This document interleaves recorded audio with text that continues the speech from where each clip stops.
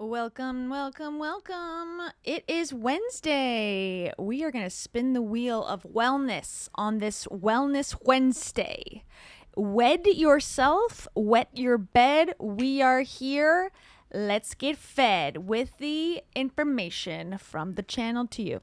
Also, I just got a voicemail 5 seconds ago as I was starting the stream. You want to hear? And it's very relatable. Everyone, ready? Hi, this is Kaylee. Kyla? No one knows how to say it. Kaya, Kayla, who cares? And that was it. And then they hung up. So, Tara, what do you think? She says, I don't know your name either, but I'm really hungry again. As per usual.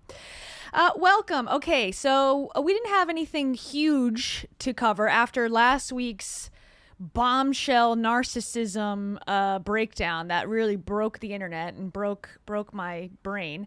We're gonna do a wheel spin because we haven't done that in a while, and I felt like it'd be fun because there's a couple smaller topics that I've been wanting to talk about, and this is the perfect time. So we are gonna kind of clump them all together, biohacking-esque. Some are going to be longer, perhaps, and then some are shorter. So we'll see what we get, and then we'll go from there, shall we? Here we go. And then I'll show off my art because I have all my art at home now. Some is better than others. There's some I'm really proud of. I'm like, wow, that looks really cool. And then some I'm like, these ones I could do without. So we'll get there at the end if you're interested. No problem if you're not, of course. All right, so hit the road. Jack. Hello? Oh, let me turn my headphones on. That'd be helpful. What up, homie? That's for everybody. We are now live, mofos. That's just a little welcome cheer for you guys. I see Ned Fulmer, one of them. What did he do? What's he up to these days? I would love to add him. I love Ned Fulmer. I'm talking about Ned Fulmer. Now we got Poppi CEO. She's the new girl boss CEO to beware of. Okay. And she did a very interesting interview with the Wall Street Journal that I think we should listen to. It's short. Bryan Johnson's girlfriend has the best VAGINA in the entire WORLD. So we're going to talk about that. We're going to talk about Jay Shetty's Netflix deal. People have lost their goddamn minds. And his biohacking interview, that's going to be the long one. That'll be the last segment, no matter what.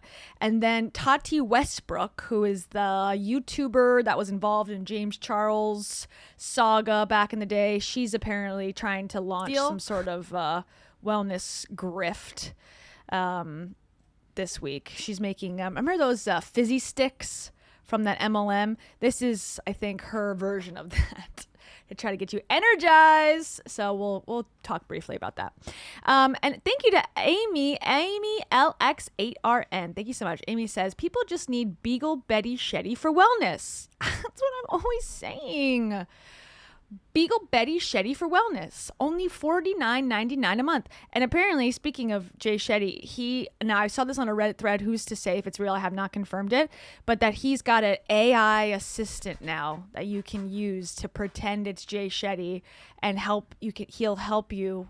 The AI version of him will help you with your life coaching clients. I don't know. It sounds about right, in my opinion. Humans. There's Colleen. Got my celery juice right here. Nobody blames the egg. That's what I'm always saying. No one blames the egg. Am I right, Amy? Hell yeah, girl. Hell yeah. Okay, so we're going to spin and see. This one's for Amy right now. Spinning for Amy. Let's go. What will it be? What will it be? Poppi. Hello, Poppi. Okay. Wow, the Poppi CEO. Okay, so I was not familiar with this chica, this woman, Allison Ellsworth. Okay, so she just sounds like she started from the bottom. Now she's here. That does not give generational wealth at all. I can imagine, and we'll kind of go through her history perhaps just to give you some context because I'm also curious. But she's the co-founder of Poppi, and she doesn't sugarcoat the sacrifices required to build a successful business. Okay, so let's see. So she's a co-founder. You think she founded it with her husband? I'm gonna guess so. And I don't mean that against women. It just is what it is. Every time there's a female CEO, they always say, me and my husband launched this business. Oh, look. Her and her husband. We'll see. Maybe I'm wrong. Maybe he's just a supportive stay-at-home dad. But I'm gonna guess. And I'm internalized misogyny over here. But let's see. Who is this woman? Where's her Wikipedia? Okay, so she's the co-founder and chief brand officer of Poppi, originally created in her Dallas kitchen to cure her personal health issues. Well, I'm glad that she cured her personal health issues and then immediately decided to bottle it up for everybody. It grew from local farmers markets to $1.95 billion in an acquisition by PepsiCo, which is always trying to solve our personal health issues for us. She lives in Texas, Austin, Texas, with her husband, Stephen Ellsworth, and their 3 sons. Okay. I want to read the wiki page. Who's her father? Where does she come from? What does she do? And you can get her. She can be on the Craig Siegel podcast for, let's see how much. How much will she cost? $100,000? Hello? You know that feeling in your stomach, the hot face feeling, the moment you say to yourself, and is everyone looking at me or what are they thinking of me? And if you really think about it, people spend most of their life avoiding embarrassing things. They probably don't go after the career they want because of it. They don't ask that person out because of it. They stay quiet in meetings because of being embarrassed. This is the reel that they put together for her? Wow. Not the best, I would say. I guess prices are hidden unless inquire.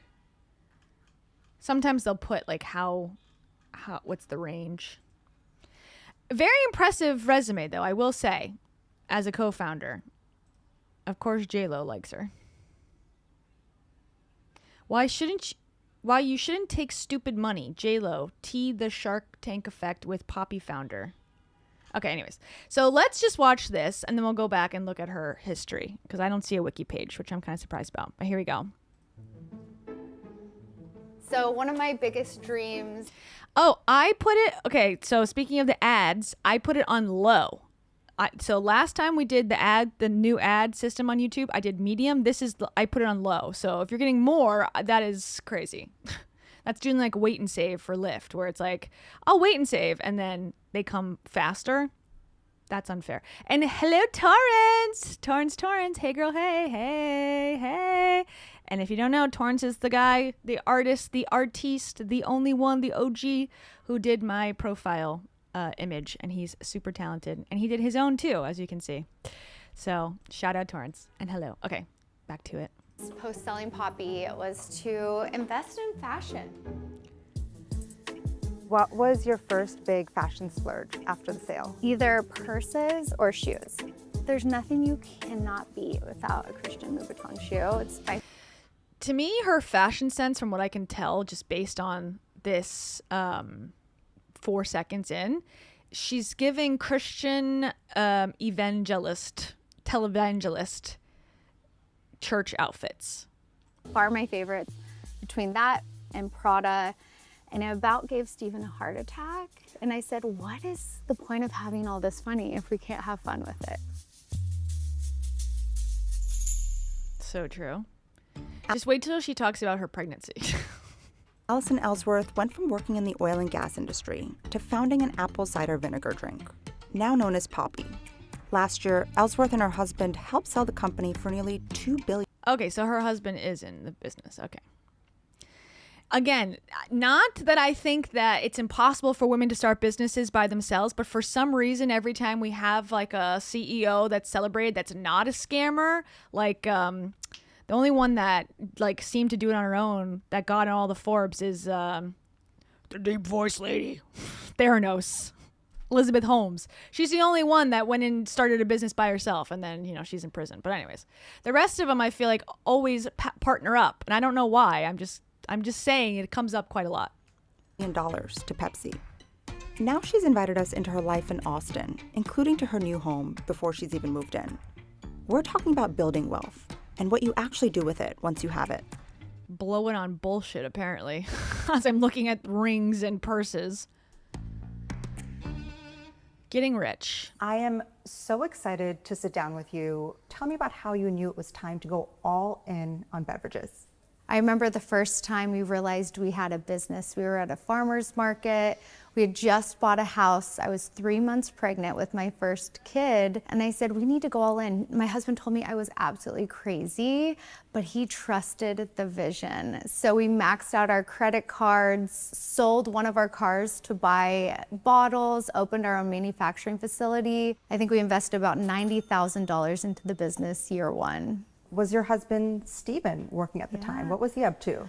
It's an interesting position that we were in because it's always an interesting position that we were in. Okay, go on. I can't wait to hear what's about to come out. As we just bought a house, we wanted to provide for our family. And like lots of entrepreneurs, you're almost working 2 jobs. So he was working, I think he tried to be a waiter for a week. That didn't work out. So he reached out to some oil and gas contacts, and he was able to map and work on nights and weekends to pay the mortgage. We would then work. Yeah, I'm not buying that, girl. He was trying to be a waiter, but then he contacted some oil and gas people and worked on the nights and weekends, and you just happened to work in the oil and gas industry too? Okay. Ellsworth, all right. During the week and on the weekends for farmers market to be able to buy groceries. But every little bit that we had, we would reinvest into the business to where in about 18 months, we did about $500,000 in revenue. I'm not buying this bullshit story. I'm sorry. I could be totally wrong, but it seems like she's trying to say we were just 2, small town people who decided to do this. It is not ringing true to me. Fast forward a little bit. You end up on Shark Tank and you're 9 months pregnant. Hi, Sharks. I'm Allison Ellsworth. She looks totally different. My gosh. What was that like? I made a decision really early on with Stephen that we were going to have a family and we were going to have a successful business. And absolutely, was it harder? It was way harder. But that's what we had signed up for. And I wasn't willing to sacrifice on. So she was 3 months pregnant, right? When they started the company. Now, this baby's 6 months old, max, maybe 9 months old here, and they have a facility and all that, and they're doing all the chemistry already? That seems unlikely. Both. So when the chance came to be on Shark Tank, they kept telling me the date and it kept getting pushed, and I was like, I'm about to have this baby. I went anyways because 1, my doctor cleared it. I was very healthy, very safe. And 2, I was living my dream and I didn't have to pick. I kept telling myself, you can't go in labor. And it actually kept me in a really zen state of mind, whereas my husband was sweating profusely, pacing back and forth, like a total mess. I'm out. I'm out. I'm out. I'm out. My husband was a slob. Okay, sorry. I'm gonna give you an offer. Whoa, kitty. I'm gonna give you an offer. I never seen this guy in Shark Tank before. Had the baby about 10 days after we were on and ended up securing a deal and a healthy baby boy. Rohan Oza, people call him a brand father, Right. I believe. He takes a 25% stake in your I've never heard of him before, ever. company. What happens next?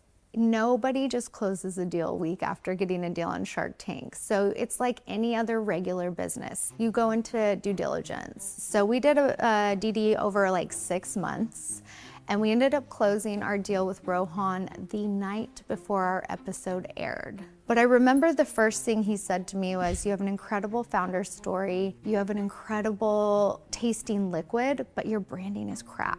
And we ended up... You have an incredible tasting liquid. That sold me. Okay, so we're getting to the point now where she's going to talk about her work ethic? Working on a rebrand over 9 months. So we looked at who are we going after, who is our consumer. We wanted to revolutionize soda for the next generation. So we were in a glass bottle. Well, we had to be in a 12-ounce can. And then it came down to changing the name. That was probably one of the hardest things to do. And then finally we landed on Poppi, which is a playoff soda pop. What was it like being in due diligence on your business? You're getting peppered with questions from bankers, lawyers. You've just had this huge deal go through, and yet you have a newborn. Once again, I think you're going to see this theme of me just doing what it takes to be successful. I remember with my first, I was on the bottling line, went into labor, took 3 Zooms from the hospital, talking through with suppliers, and I was back on the filling line with the baby strapped to me 2 weeks later. I want to drill a little bit deeper here. Y'all catch that? That was the clip that stood out to me on a short that I was like, whoa, I gotta listen to this whole thing. So she basically was going into labor at the factory that they, sold their car to afford somehow. And then 2 weeks later, she's back on the line. Okay. I'm just going to play that part again. Huge deal go through, and yet you have a newborn. Once again, I think you're going to see this theme of me just doing what it takes to be successful. I remember with my first, I was on the bottling line, went into labor, took 3 Zooms from the hospital. 3 Zooms from the hospital. Where is your husband? Does he not work at this company too? He couldn't be a waiter. He was going to do oil on the side somehow. Something ain't adding up. Talking through with suppliers, and I was back on the filling line with the baby strapped to me 2 weeks later. She's so proud of this too, which I thought we were past this. I thought 2016 was the last year we had to put up with this shit, where this is the gold standard of a successful modern woman is have no life, have all the kids, have the stuff, but work at the same time 20 times harder than your husband and still share it with him for some reason. This ain't real to me. I want to drill a little bit deeper here, because when I talk to women who've just given birth, they are exhausted. They are in pain. They're feeling a lot of things. So walk me through what it's like getting on a Zoom 2 hours after you give birth. I think absolutely I had the night sweats and you're exhausted and you feel crazy, but I had a good support system. My mom helped raise our kids. My husband was very supportive. I trusted the team. Obviously, not really. If you're in a hospital taking Zoom calls, you don't trust your team. You don't have that much support from your husband and your mother. I'm sorry. Like, you need to have time off, in my opinion, to give birth. If you're doing surgery, or she could have had to have surgery, who knows? Like, and you are that indispensable to your soda company, there's something wrong with the leadership, in my opinion. To be there when I couldn't be there. And I set a good example. I took off when I needed to take off, or I said I was exhausted when I needed to be exhausted. Yeah, such a great example. She took 2 weeks. So all the women at her company, I'm sure, are under no pressure to come back to work after, being in the hospital and giving birth and having a newborn life in your house. I'm sure they took her example by she took 2 weeks. What more do you want? I would not want to work at this company, sorry. And for me, I think it's okay to work hard. I think it's okay to live in chaos. Oh, good. And to like it. I think that can be controversial. A lot of people work about work-life balance. I think if you want to be successful, you kind of have to sacrifice that for a little bit. Yeah, for sure. She went to the Mel Robbins School of Thought. Just, I don't know, never stop grinding, never stop making money. That's the only thing that's important, so you can buy shoes for your house to show off to the reporter. Okay. Love that. I love that. Oh, you love that? Okay. Through 24 hours in Allison's life during this period when you had just given birth. I really do. I agree with you, Poetic Tranquility. Something's not adding up, number one. The story smells like ass. Doesn't smell real to me at all. And it feels like propaganda. Like, I don't know what they're trying to... Because on one side, and I'm not talking politically, but on some arguments, it's like AI is coming for everyone's job. AI is taking over. You have no chance. No one has a chance. If you're a lawyer, a doctor, an artist, anything, you are done. Like, there is going to be no jobs for you. I hear that constantly. And then I also hear, you're not working enough. People need their medical care only if you work. People need to get back into the workforce. It's ridiculous. Everyone's lazy. No one wants to work these days. It's like, which one is it? It can't be both at all times, but it does seem like propaganda of some kind. Yeah, to fund that women shouldn't have to have paid time off. Where I work, they don't have it, which is very frustrating. And well, at least in most of the states that we're in, they're not required, and they don't have a special program at my company, which is kind of, not the best to say, not the best. But anyways, to encourage women, like, if you want to succeed, if you want to get paid like the boys, then you need to be on the line 2 weeks after giving birth and also, go into labor at the factory. Anyways, I agree with you. Trying to get coffee. I'm probably not having breakfast myself. Off to school or daycare, immediately on Zoom by 8 a.m. Hopefully I had time to shower and put on makeup depending on the day. I didn't get a babysitter really because my mom was really helpful in the early years with helping raise our kids. And so she was there, she'd bring the baby, I'd breastfeed on Zoom, she'd go put him down for a nap. We couldn't pay her, so she moved in with us. We couldn't pay her? This story is not making sense to me. We couldn't pay her. Why? Because you were buying bottles, but you had just made a deal with the shark? I'm confused. In the early years with helping raise our kids. And so she was there, she'd bring the baby, I'd breastfeed on Zoom, she'd go put him down for a nap. We couldn't pay her, so she moved in with us to just help get us through. I was talking to a founder the other day, and he goes, yeah, I shut my computer at 5. I cold plunge, I sauna. And I said, oh my gosh, when was your exit? He goes, I haven't. And I said, exactly.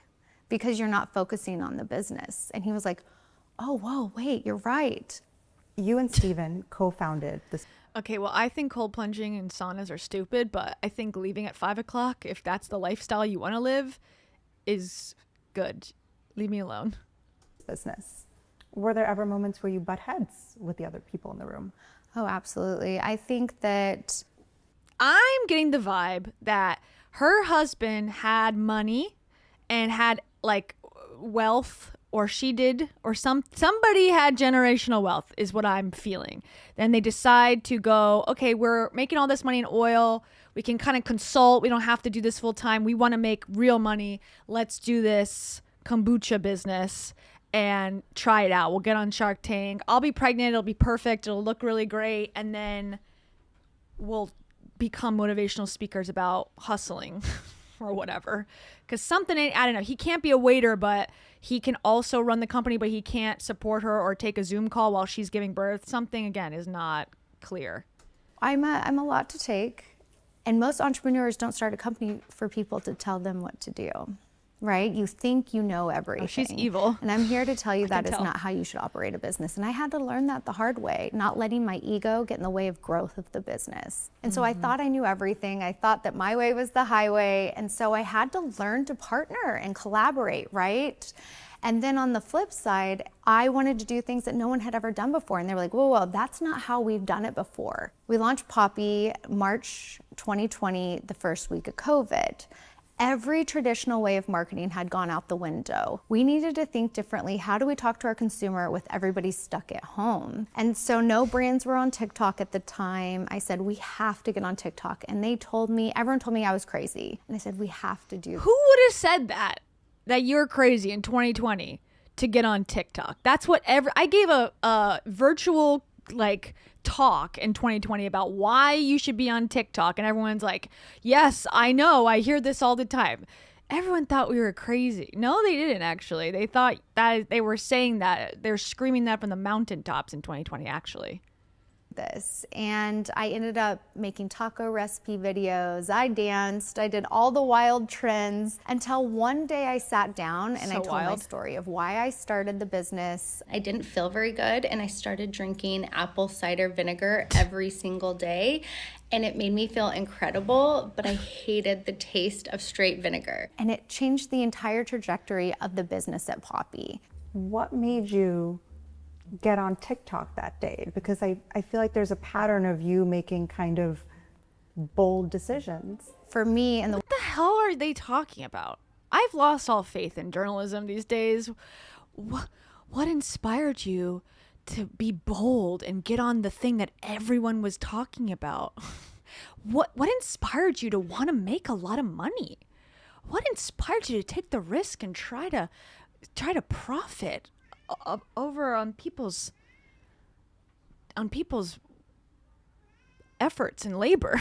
Okay. the way I feel is I would have done anything to be not only successful, but to share Poppi with as many people as possible. Yeah, and if totally. that meant making a fool of myself online to break into this. Wow, she's making such a fool of herself on the court of the Lakers game. What a fool she is. Oh, she's such a fool hanging out with Poppy Malone.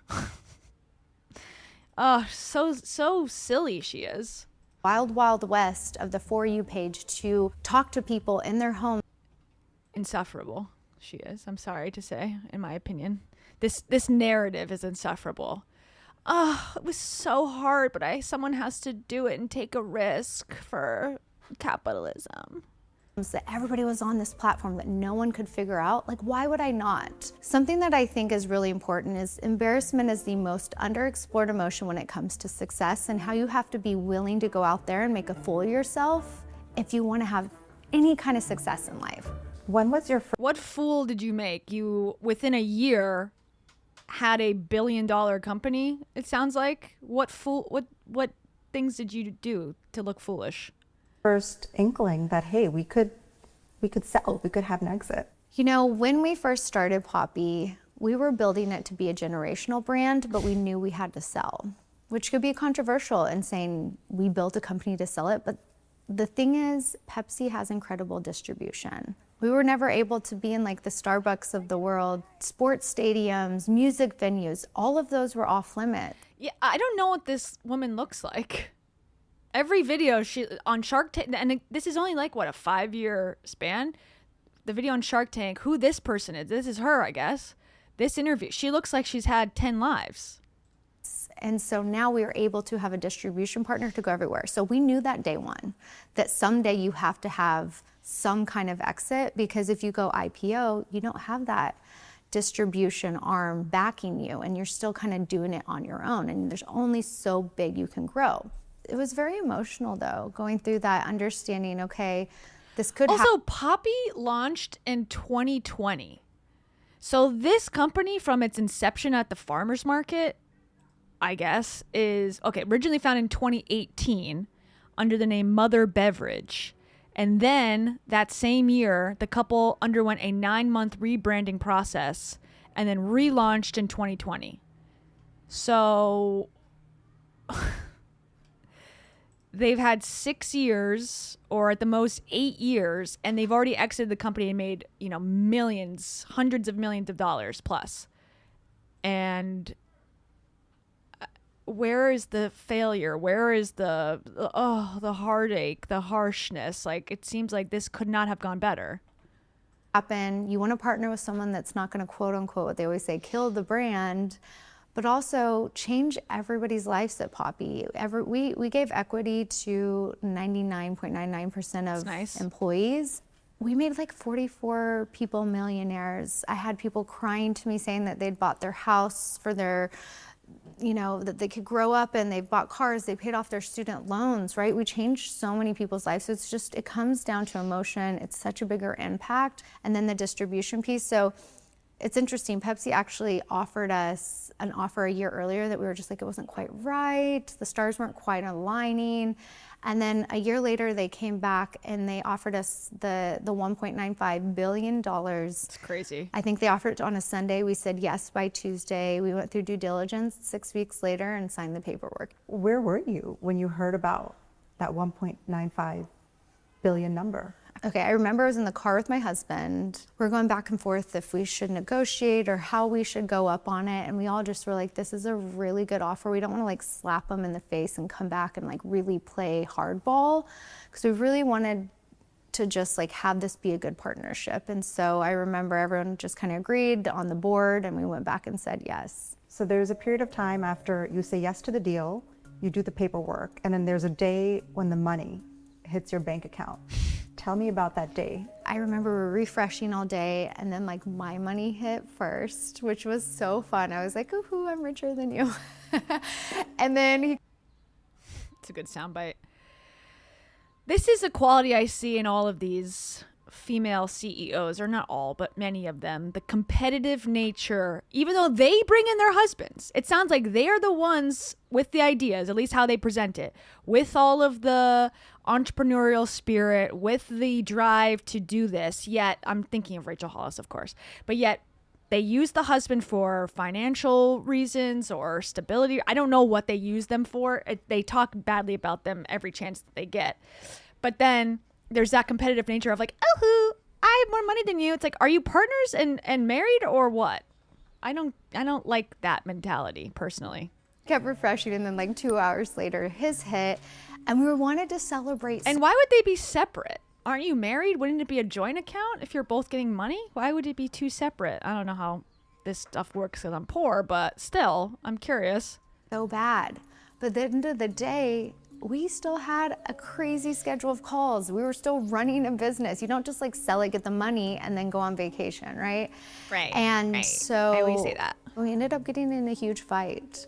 Like, you didn't make time for that. And the next day we woke up, we're like, that was dumb. Let's go to a yoga class. Let's go to lunch.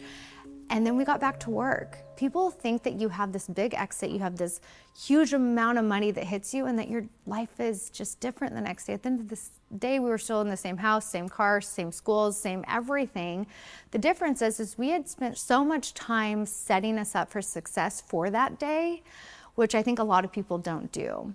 And so when it happened, we had our financial advisors and wealth advisors in place, and we started doing that planning really early on. So it's a balance that we're kind of learning together at the same time. Okay, so that has left me with way more suspicions than I had previously about her. I had heard about having the baby on the factory floor, essentially, and that, you know, she's a bazillionaire. But yeah, it's giving, based on all these interviews she's done, it's, hey, being a billionaire, you just have to take risks by going on TikTok and telling your story about solving your health problems. That's the vibe I'm getting. And I am getting PSYOP, what's the thing that Charlie Kirk, we are Turning Point USA. Like Turning Point USA entrepreneur track. That's how it's feeling based on the messages I just received there. So let's go. And again, 2020 was not 1985. It wasn't like, what's the social media thing? I never heard of a Facebook. It's like that was well on its way to becoming the biggest app in the US in 2020. Can I go oldest? Let's see their first TikTok. Poppi Cinco de Mayo famous tacos. Cinco de Mayo tacos, here we come.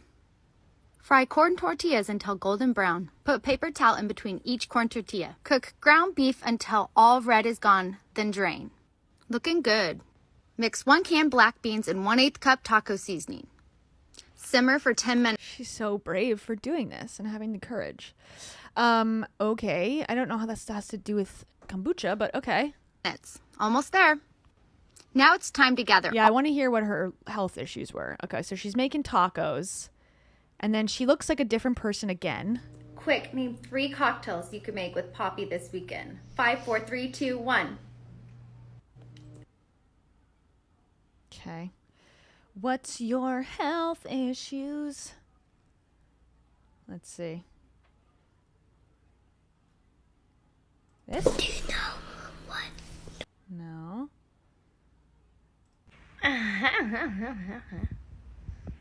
You're so funny.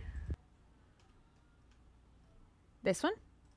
Hey guys, my name's Allison, and yes, I got a deal on the show Shark Tank, and it was for my product Poppi. So I started the company because I was having a ton of health issues and I didn't feel very good, and I started drinking apple cider vinegar every single day. What are the health issues? She'll never tell. And it made me feel incredible, but I hated the taste of straight vinegar.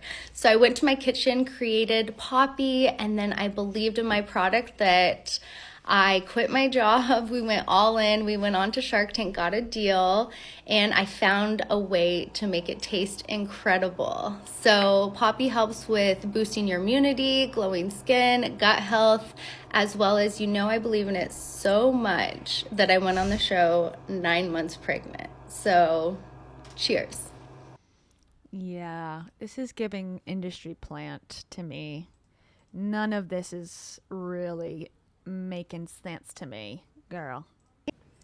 Hey guys, my name's Allison and I'm the founder of Poppi, and yes, I was on the show Shark Tank, and I posted a video yesterday and we're getting so much love, thank you, but we're getting a lot of questions. So we're getting, why is Poppi so expensive? And the reason is because we use real ingredients, clean ingredients, and I personally source the finest ingredients that I can get because I started this company because I had health issues and I didn't feel very good. What were they? So what I put in my body is really important to me. And to this day, I still make all of our drinks personally. So Oh, you're making all millions of bottles personally? I mean, this is back in 2021, but wow, that seems really unlikely, girl. Maybe she comes up with the ingredients, perhaps, but you're making all of them personally? I think that's false. I do every formula, any new product that comes out, I personally make it to make sure. What does your husband do? And she's like, my company, my. Why was he involved then? That's the question I need to know. That it is what I would put into my own body. It's really important. So ingredients are apple cider vinegar. This one's raspberry juice, lemon juice. The natural flavor goes with it. Organic cane sugar and stevia. So wow, revolutionary. I'll link a code. Y'all can get a discount. Thank you. Hey guys, my name is Allison, and yes, I got a deal on the show Shark Tank, as well as I'm the founder of Poppi. So I'm going to give you a little bit of behind the scenes action into our Shark Tank story. And we originally went on the show with this product right here, Mother Beverage. And after getting a deal with our shark, Rohan Oza, who is the beverage brand father, he's behind some of the biggest brands like Bai and Vitamin Water, Smart Water, just to name a few. And he gave us a deal, and he loved our liquid. Obviously started from my health issues. It's infused with apple cider vinegar. Loved the taste, the function, but he said, I hate the packaging. So we literally changed the name to Poppi, did a full rebrand with him. It took us about a year. Totally worth it. We wanted to use more sustainable packaging, which is aluminum cans, which is more sustainable than this, and we couldn't trademark the word mother. So we're excited. That's the true reason, I'm gonna guess.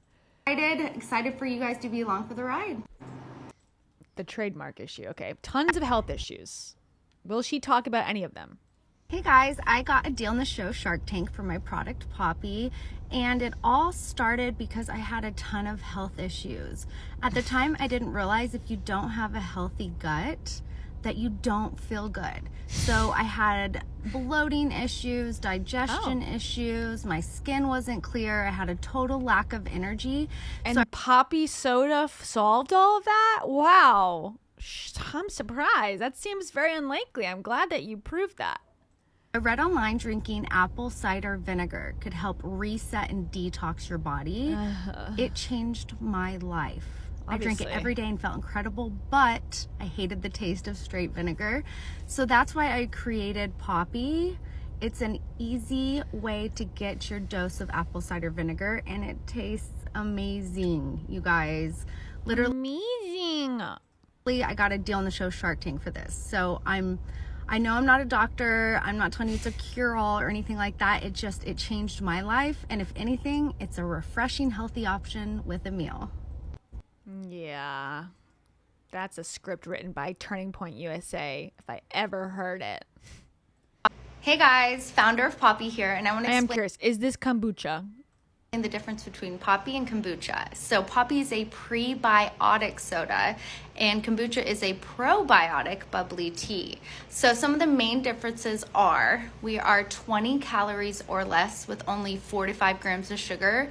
Kombuchas are known for being really high in sugar, as well as we're prebiotic, not probiotic. So we're actually the fiber that feeds the current gut flora you have in your digestive tract. So you actually need probiotics and prebiotics to have a happy and healthy gut. And, you know, we might be a little biased, but we think we taste a lot better. Actually, we know we do. So check us out. Okay. So that's the vibe. So she was ill and now she's not because she's got a healthy gut and it's not leaking all over the place. I am kind of into this. I don't know how you guys feel, but I am sort of liking going down this rabbit hole a little bit. I found this one in the background. This is From Broke to Shark Tank. Okay, it's quite long. 51 minutes. It could be worse. Let's check it out, shall we? Because it talks about her job. It says, Allison always knew she wanted to be an entrepreneur, but her journey began in the oil and gas industry where she spent years on the road building a successful career. During this time, she struggled with bloating and other gut health issues, inspiring her to take charge of her wellness. Determined to improve her health, she adopted a clean diet, started hitting the gym, and discovered the benefits of apple cider vinegar. However, she wasn't a fan of its taste and sought a way to make it more enjoyable. Okay, yeah, I don't believe this story at all. And it says she created the apple cider vinegar based soda called Mother Beverage in her kitchen and quit her job, nearly going broke while selling the drink at her local farmers market. And yeah, okay. After an appearance on Shark Tank while 9 months pregnant and a complete product rebrand, the prebiotic soda became Poppi. Okay, so let's hear from her. Only has 3,000 views on an account that has 1.9 thousand subscribers. So hot piping tea, in my opinion. Okay, let's hear it. You've said a few times throughout your own journey, even pre-Poppi, where you say you've done a good job of just saying yes and figuring things out. And I think that is a huge factor in the success you've had in your life. And I'm curious, where do you think that mindset really comes from? And maybe if a woman is listening in today and they're like, Allison, I feel stuck in that unknown and that uncertainty, what would you tell this person listening in? Yeah, I think growing up, who's this? Who is this person? This looks like a new person again. Was in the household of yes, do it. If you want to go play in the mud, do it, figure it out, understand the consequences of what's going to happen after that. But you have to learn that through experiences. And I just think like having that manifesto of just saying yes and then figuring it out can be a really powerful mental state to be in, right? If you're constantly living in this state of no, it's just like, it's hard to be creative. On top of it, I think something that I heard the other day, which was really interesting, is you have to stop doing like living in the world of like the should-haves. Like I should have done this, or I should have done that, or I could have done this, I could have done that, versus, yeah, I can do that. And then figuring it out. It's like a power move, and it's like such a better place for you mentally to live in. And then if you don't, you're like, well, at least I tried. I gave it my best effort.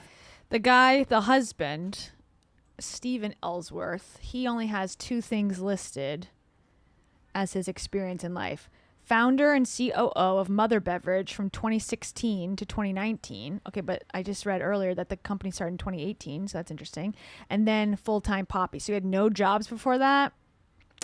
I'm going to call bullshit on that because I see stuff from 2010.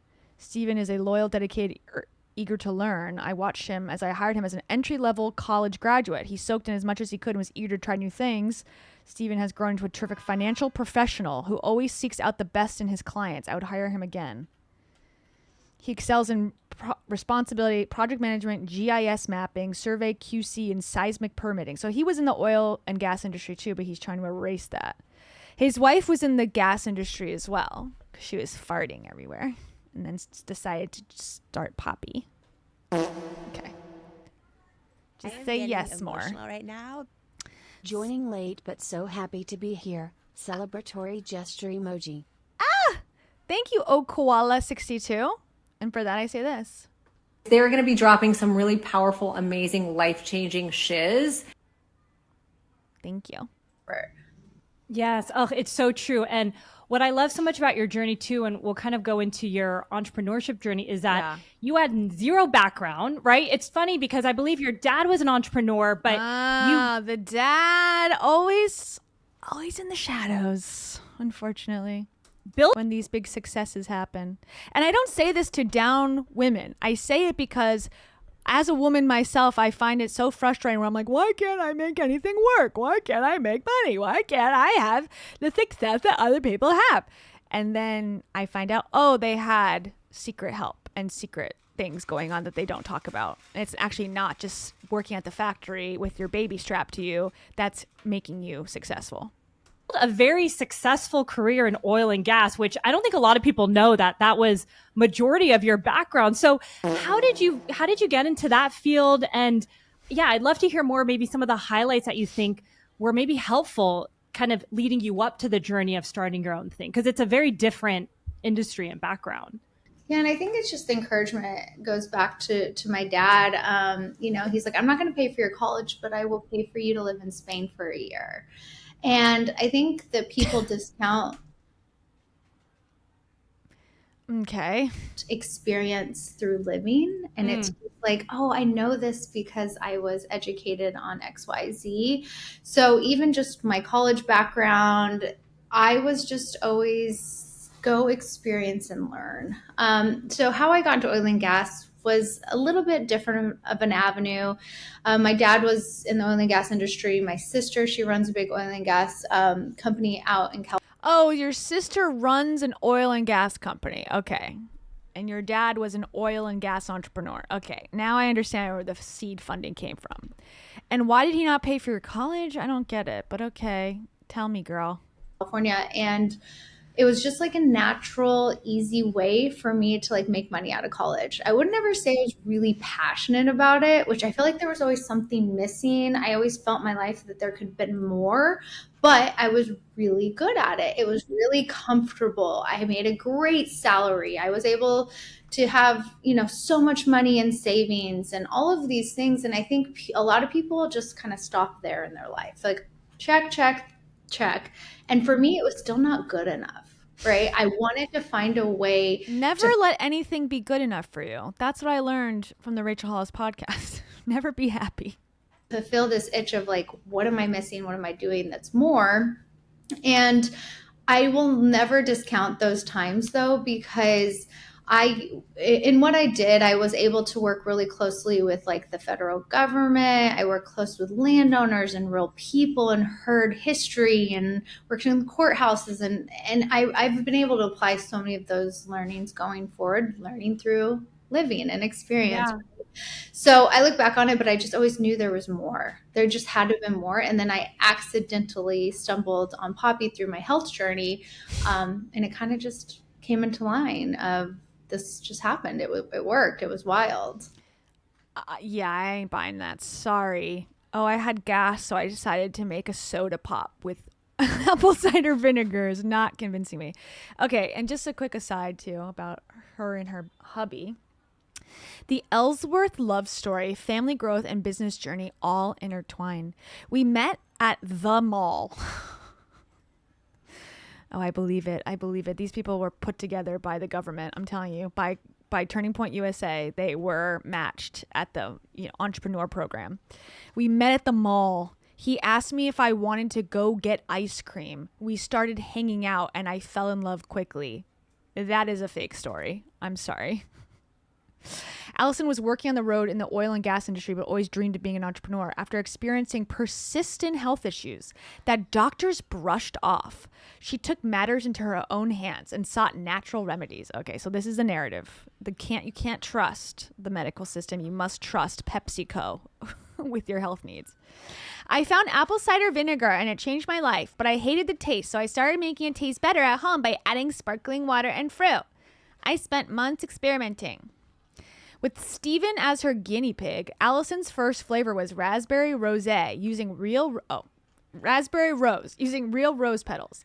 The couple moved to Dallas to start a family, and Allison began selling the bottled drink under the brand name Mother Beverage at a local farmer's market. Within weeks, Whole Foods Market discovered the brand. You're telling me that this is not bullshit? Within weeks, Whole Foods discovers the brand. This is a plant. This is fake. This is the Republican National Conference deep down somehow or something. Something's happening. This is not real. Poppi is a psyope. And Amy, LX8RN, thank you so much. Amy says, so can we just make that drink ourselves for less? Yes. But she has to sign off on the formula because it's hers and she makes the formula and she makes every single can by hand. She cleans the toilets. She also does that with her baby on her back. And also? I do number 2. And also? I want to throw up. Hold on. That's gross, TBH. Thank you, Amy. But yeah, if you want the really natural version, just put apple cider vinegar and some sparkling LaCroix in there. It sounds like that is the same thing. The right connections, the right time. Okay. At the farmer's market, Allison met Kelly Landrew, a buyer from Whole Foods Market who happened to be visiting from Austin. Okay, what spy agency is Kelly Landrew from? Okay, I'm going to look her up in a second. Principal planner for local and emerging brands shares Poppi, then called Mother Beverage, was different than anything I'd seen before. I could see it in the microeconomy of the Dallas farmers market. Their booth was so swamped I couldn't see what was on the table until I made my way through the crowd surrounding it. Later, after landing on Whole Foods market shelves and doing well in their first year, they proved themselves to be savvy founders. This is just all coming up roses, isn't it? Allison adds that after Landrew got involved, things moved quickly. We went all in, quit our jobs, bought a house, and got pregnant, all in 1 month. So they moved to Dallas to start a family. Then they quit their jobs, got pregnant, and invested $90,000 and opened our own manufacturing facility in Dallas. What manufacturing facility in Dallas costs $90,000? What actually, that is like not the maybe $90,000 a month. If you're actually running a manufacturing of bottling, like that cannot be accurate. 90,000, that's like way too low. Something isn't right here. Okay. In 2018, while Allison was 9 months pregnant, the couple appeared on Shark Tank. How did they get on Shark Tank also? So they just happened to get picked up by Whole Foods immediately. They just happened to get picked up by Shark Tank. Again, I'm not buying this. I'm so sorry. Then they struck a deal with Rohan Oza and changed the name of their original brand to something a little more playful, Poppi. It's a nod to soda pop. It felt fun, bright, and energetic. We wanted a brand, not just a product. Here's me. I look different than I did in every other photo, but don't worry about it.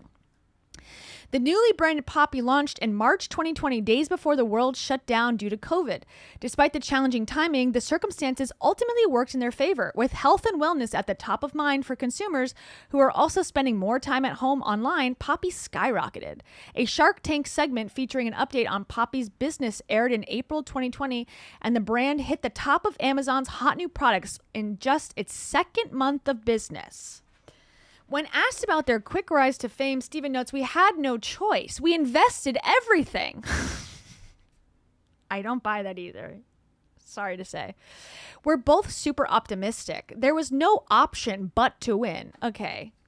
Again, this is giving bootstrap, believe in yourself, that's all it takes. And as we know, that is not true. TikTok became critical to their success. Poppi leaned in as an early adopter of the platform, setting them apart at the time. Our brand values transparency and keeping it real. This is a total lie and fake company from the beginning. We love transparency. We met at a mall. Okay. Okay. She used it to market. It helped us build a community. I filmed TikToks at home, taco recipes, dances, and nothing worked at first. Then I sat down and told our story, and it went viral. Okay, she told her story of being on Shark Tank. I think then that was where people were interested. Okay, anyways. $100,000 in Amazon sales overnight. Our board was shocked. And they already had a board at this point, too? How do they have a board? It's only a year in. Okay, whatever. You already know. From there came partnerships with Target and Walmart and the creation of an entirely new grocery category, modern soda. Okay, their oldest kid looks like 8, 10 maybe, max. So this all happened. Wait, how is this? The kid must be 6 because they had they had the baby in 2018. Okay, sorry. I was like, wait, this is actually, they're from a different planet. Okay, just kidding. I can't do math. Despite their digital reach and global fame, the Ellsworths are quick to emphasize their Austin pride. The city's entrepreneurial energy, community values, and creative spirit helped shape their approach, particularly as they balance business with raising a family of 3 young boys. How did Rachel Hollis and Dave Hollis not try to befriend them immediately? Or maybe they did try. I cannot imagine they lived in Austin at this time without trying to glob onto them as like the power couple that they both are. I love that we can be examples of entrepreneurs who are still just a normal mom and dad. It's really important to show our kids that you can be successful, work hard, stay grounded, and be kind. They've seen our success, but we're still at the baseball and soccer games every weekend. Okay, that's good. That's good. She was at Dancing with the Stars Austin. That's nice. Oh, yeah.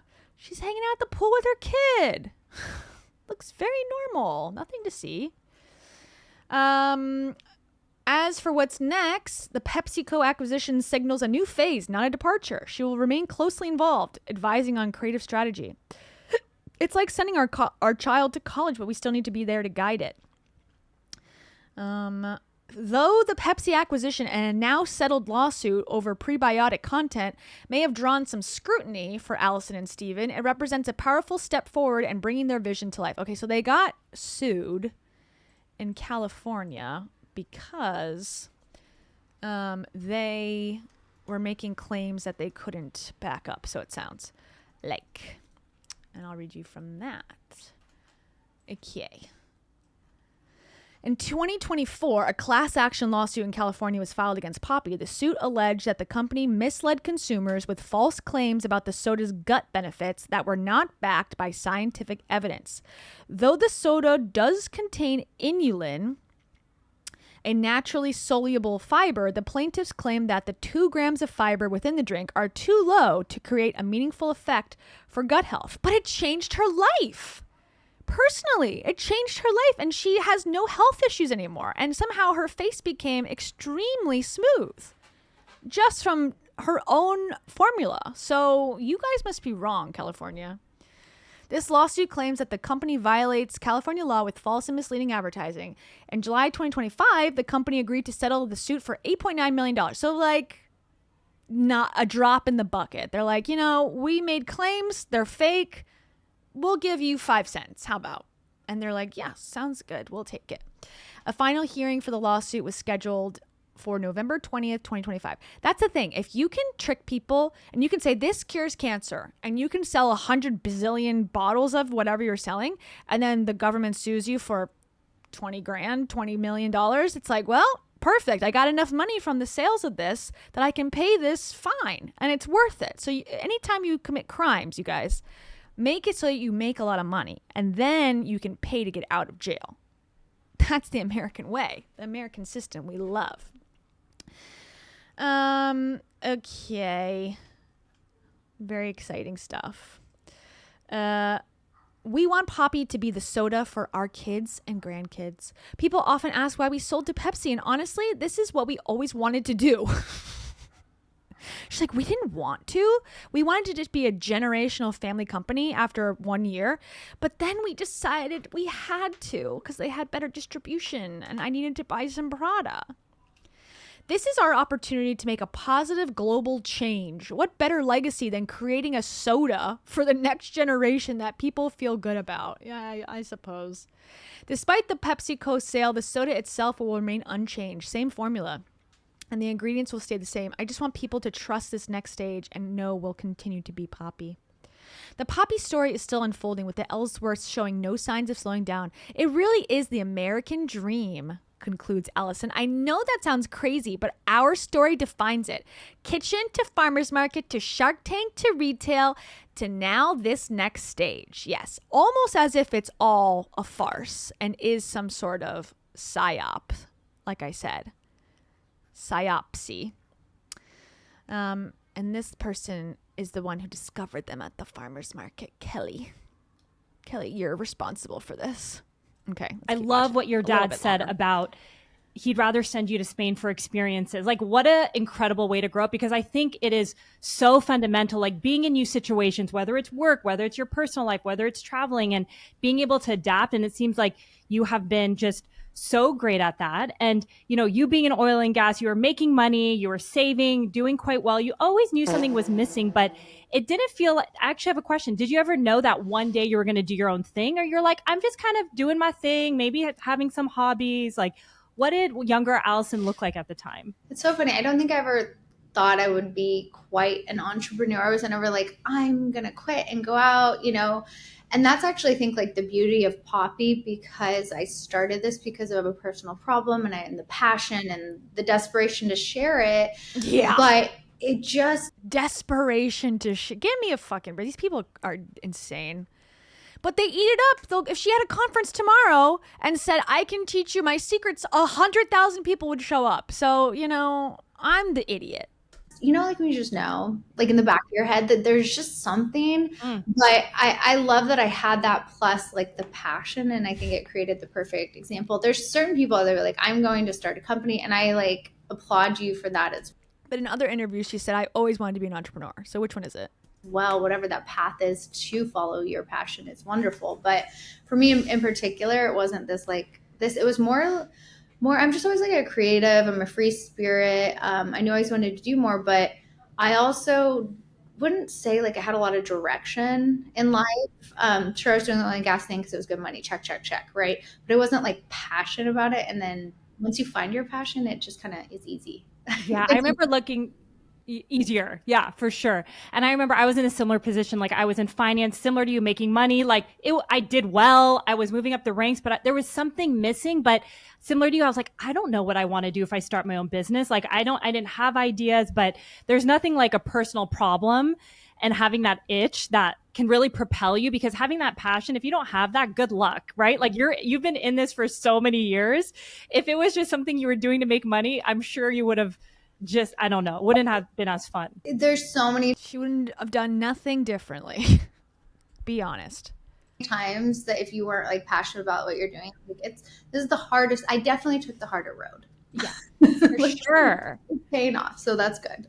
100%. And so, you know, you mentioned a bit about these health problems. Maybe you can kind of walk us through what were you going through at the time and how were you kind of tinkering with your own issues? Yeah, I mean, like, keep in mind, timeline-wise, this was almost 10 years ago, where if you'd walk into somewhere, into a restaurant, and you'd say, I'm gluten-free, they would be like, what does that mean? Can you eat chicken? In what year did this happen? Hold on.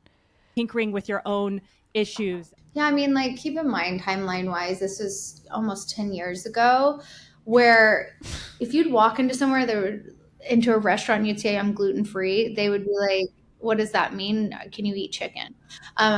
In 2018, no one knew what gluten-free was. You're out of your gosh darn mind. No one is believing this.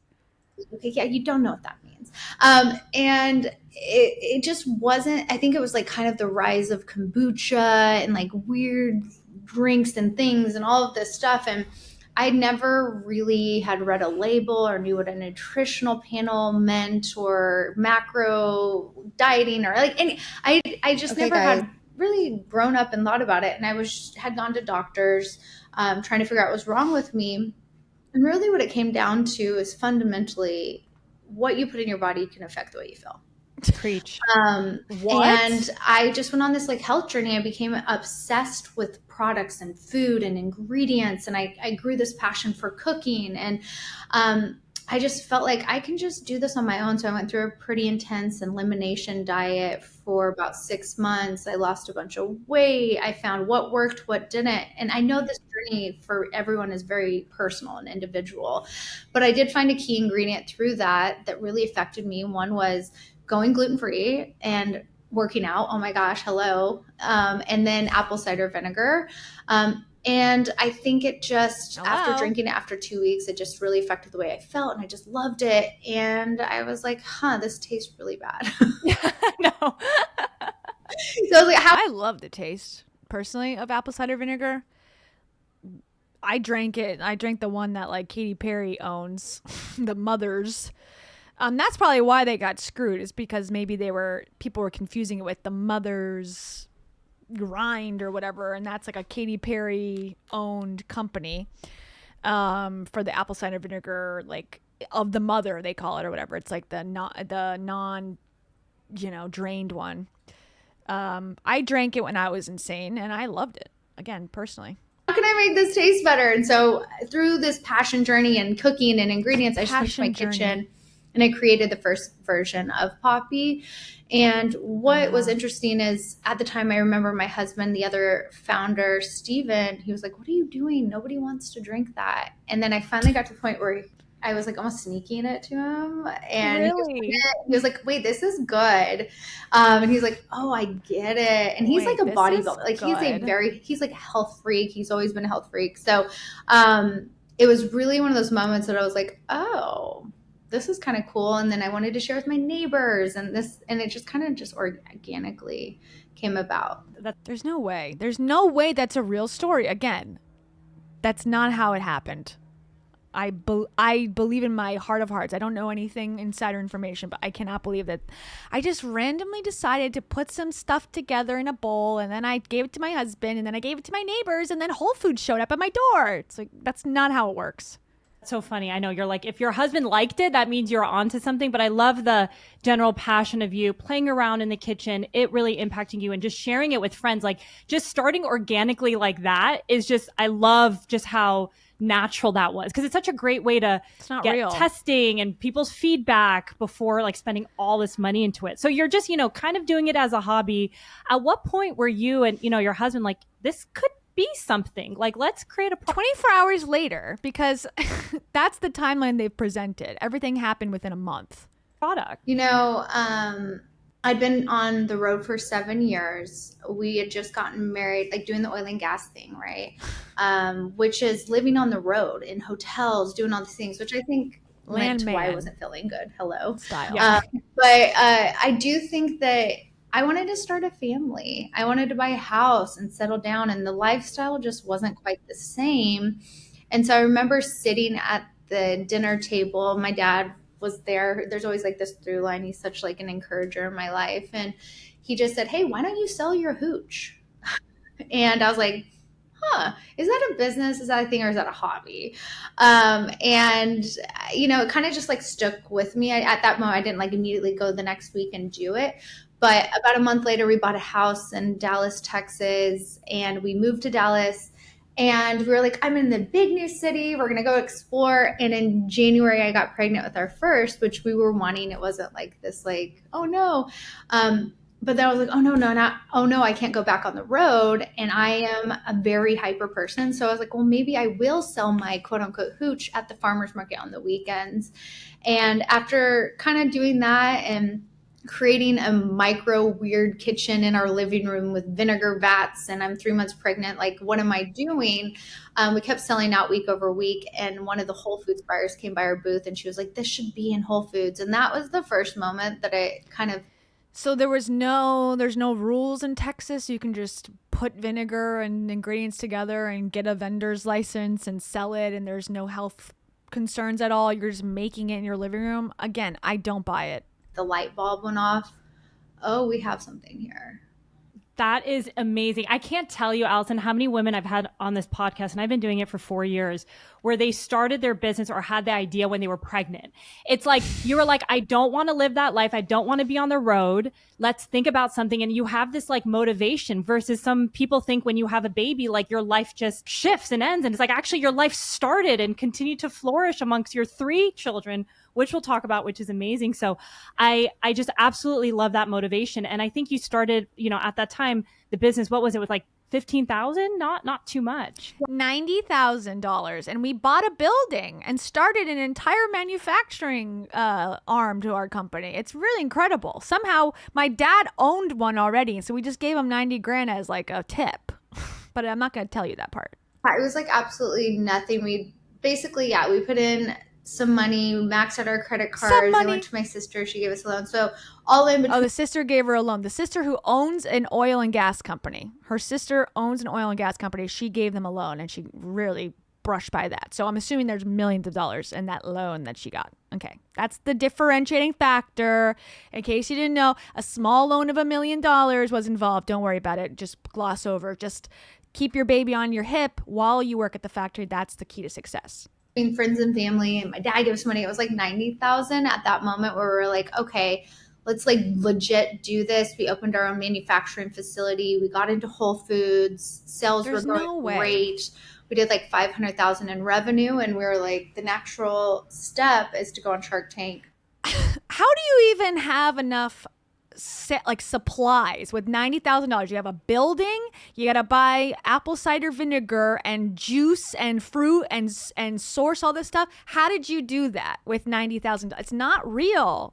Get real. Which was, I think, like a year-ish later. So I'd had my baby. He had turned, I think, 1, and I immediately got pregnant with our second. And that literally was when we were like, Shark Tank. So I do think there's a connection to like me having. Did they reach out to you? Did you apply? How did you just had the idea of Shark Tank and it just came to you in a dream? Like, how did you do it? This is why it seems fake, because they're not thinking like, oh, this is how this actually happened and this is how this actually happened. It's just like, yeah, like it happened. And then I was on Shark Tank. So I thought like, this is time for us to be on Shark. That's not how it works. How did it actually work? Babies and like ideas, but totally. Oh my gosh, so interesting. And going back to those early days, you were doing these on the weekends at the farmers market, doing well. This Whole Foods buyer tells you guys there's nothing like this out there. Within weeks of being at the farmers market for the first time, this Whole Foods person comes up to them and says, you need to be in our stores.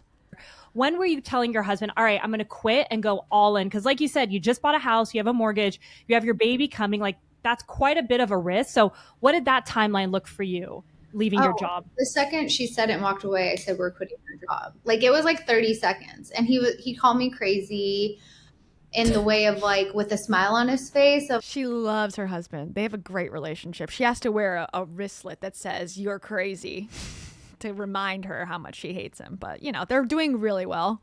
Like, this is why I love you. You know what I mean? Amazing. Like so supportive. But he also, is the finance guy and is paying the mortgage and thinking, oh no, how do we support this? And he worked, I think back to those days and the work he put in because of I had to be home with the baby or, there's multiple deliveries I had to do with the baby strapped to me or sleeping, in a backpack on my back or whatever it was. A backpack? Call CPS. My husband really stepped up. He got a second job. We got to the point where, on like, are we going to lose the house? Like type stuff like that. Early entrepreneur. I don't believe that at all. Again, I don't believe it. I don't believe that you're like, what if we lost the house? Like you're not thinking those thoughts. They're trying to pretend they were poor and just had a dream. It's not real. They were secure extremely. Because why would he have to quit his job? Makes no sense. You both have to quit their job. You wouldn't both do it if you really were concerned about losing your house. Come on, with 2 kids. We were we went from a great career, buying a house, living our dream, to are we going to lose our... To making way more money immediately and having more of freedom to do what we want to do, which is have our children in a factory.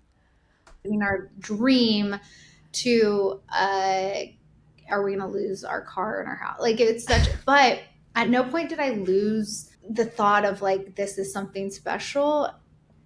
At no point was like we are gonna quit. And it just it's so funny. He told me a story the other day. We were at the point where we were about to lose the house. We hadn't paid our mortgage in 2 months. I don't believe this either. And he was like going to go to me and be like, hey, I think we need to put the house up for sale, whatever. And he said he was walking to it. He went to go check the mail, came back, opened a check, and we had gotten our tax return that covered our mortgage. And it got us through 1 more month to get us onto Shark Tank to change our lives. But you were already in Whole Foods. None of this is making sense. It's sold out every week, but also they were poor. And also they had $90,000 and they got to start all this. Again, you already know what I'm going to say. None of this makes sense. Don't buy this propaganda bullshit. This is not how businesses are run or start or actually work. It's not. This is a fantasy that rich America, Fox News wants you to believe is possible, but is actually physically not. So I always think like sometimes stuff just happens, and he didn't tell me that till like a month ago, and I was like, oh my no way. Yeah. So things just in the universe just, if are meant to be, will find a way, you know? Totally. Yeah, and totally, that's how the world works. That's how the universe works. If things are meant to be, it'll be. The people who are living on the street, that's meant to be for them. I think there's something, there's something beautiful about being in the situation where you're like, I have to make it work. It's not for everyone, don't get me wrong, because it's a lot of pressure. They weren't in that situation. But when you're like, this is it, you will figure out whatever it takes. Like with your baby, you said strapped in you, as like a newborn. I mean, that is incredible. With like passion, there is no stopping you guys. So I love the enthusiasm and the partnership that you and your husband have. It's such a disservice to tell anyone this, but especially on a women-filled podcast, a woman-focused podcast, where they just spew these lies. And they make it seem like it's so simple. And it's like they're bearing, it's the same thing again. Oh, of course, I got to bring her up.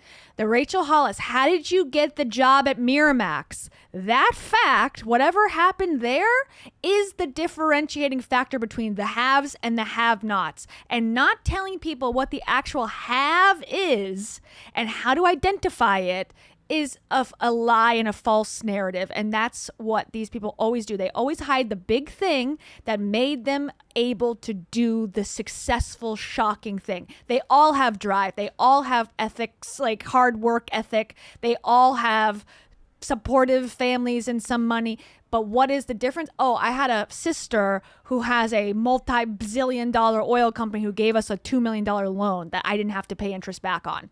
Boom, that's the difference, and that's fine, but just be honest. It wasn't like we were going to lose our Honda Civic if I didn't make more bottles that day. It's like, that's not what you went through. Give me a fucking break.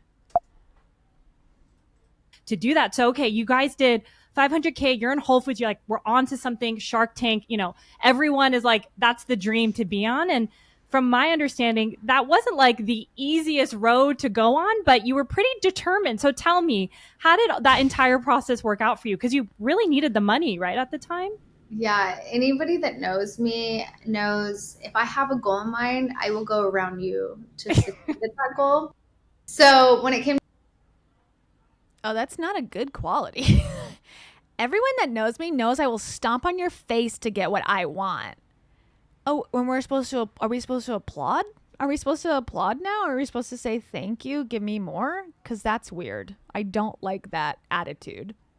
to Shark Tank, for me, I think that any entrepreneur at that stage in their life, they look at that as such an opportunity for, partnership, leadership, money, opening of doors, rather than, I always say, yeah, we had some other people that were interested in investing in us early on, but I was such a fan of the show that I was like, they always say, like, don't take stupid money. Okay, so you are about to lose your house is the narrative you said 5 seconds ago, literally, in this conversation. That my husband just told me a month ago that we were going to have to sell our home with our newborn child in it because we were barely making it, right? But we got it. Our tax return came in and we got that, $40,000 mortgage check that we were waiting on. And that just got us over the hump that we could get on Shark Tank. Now, of course, we had multiple offers from other companies, but we didn't take that. Okay, so actually you weren't struggling at all, and actually this is all bullshit, and you just liked Shark Tank, so you held out because it didn't matter to you either way, and you thought, we'll wait and see what we get there. Yeah, okay, got it. And so for me, it was just like, this was the goal, like we had to, and it just was a 6 month process.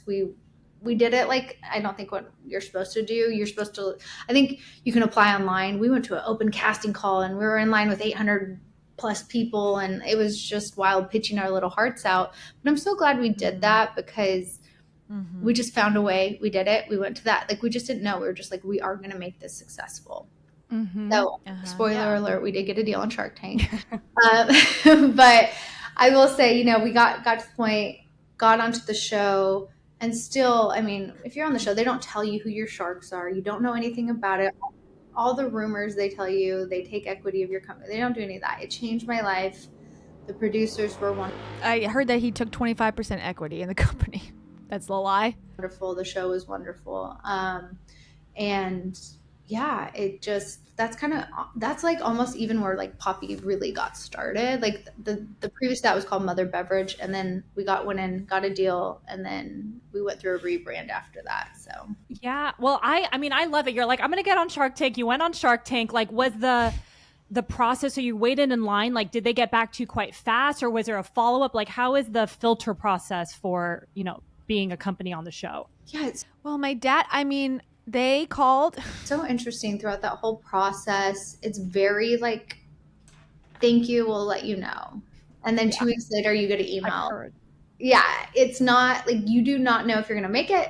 And then you do know you make it to the next thing. And then they're like, and you don't know if you're on the show. We found out we're going to go on the show 2 weeks before. I was 9 months pregnant. I was like freaking out a little, got the okay from the doctor, and again, oh my gosh, you're not going to stop me. She doesn't like doctors because she healed herself with her sody poppy, psyoppy.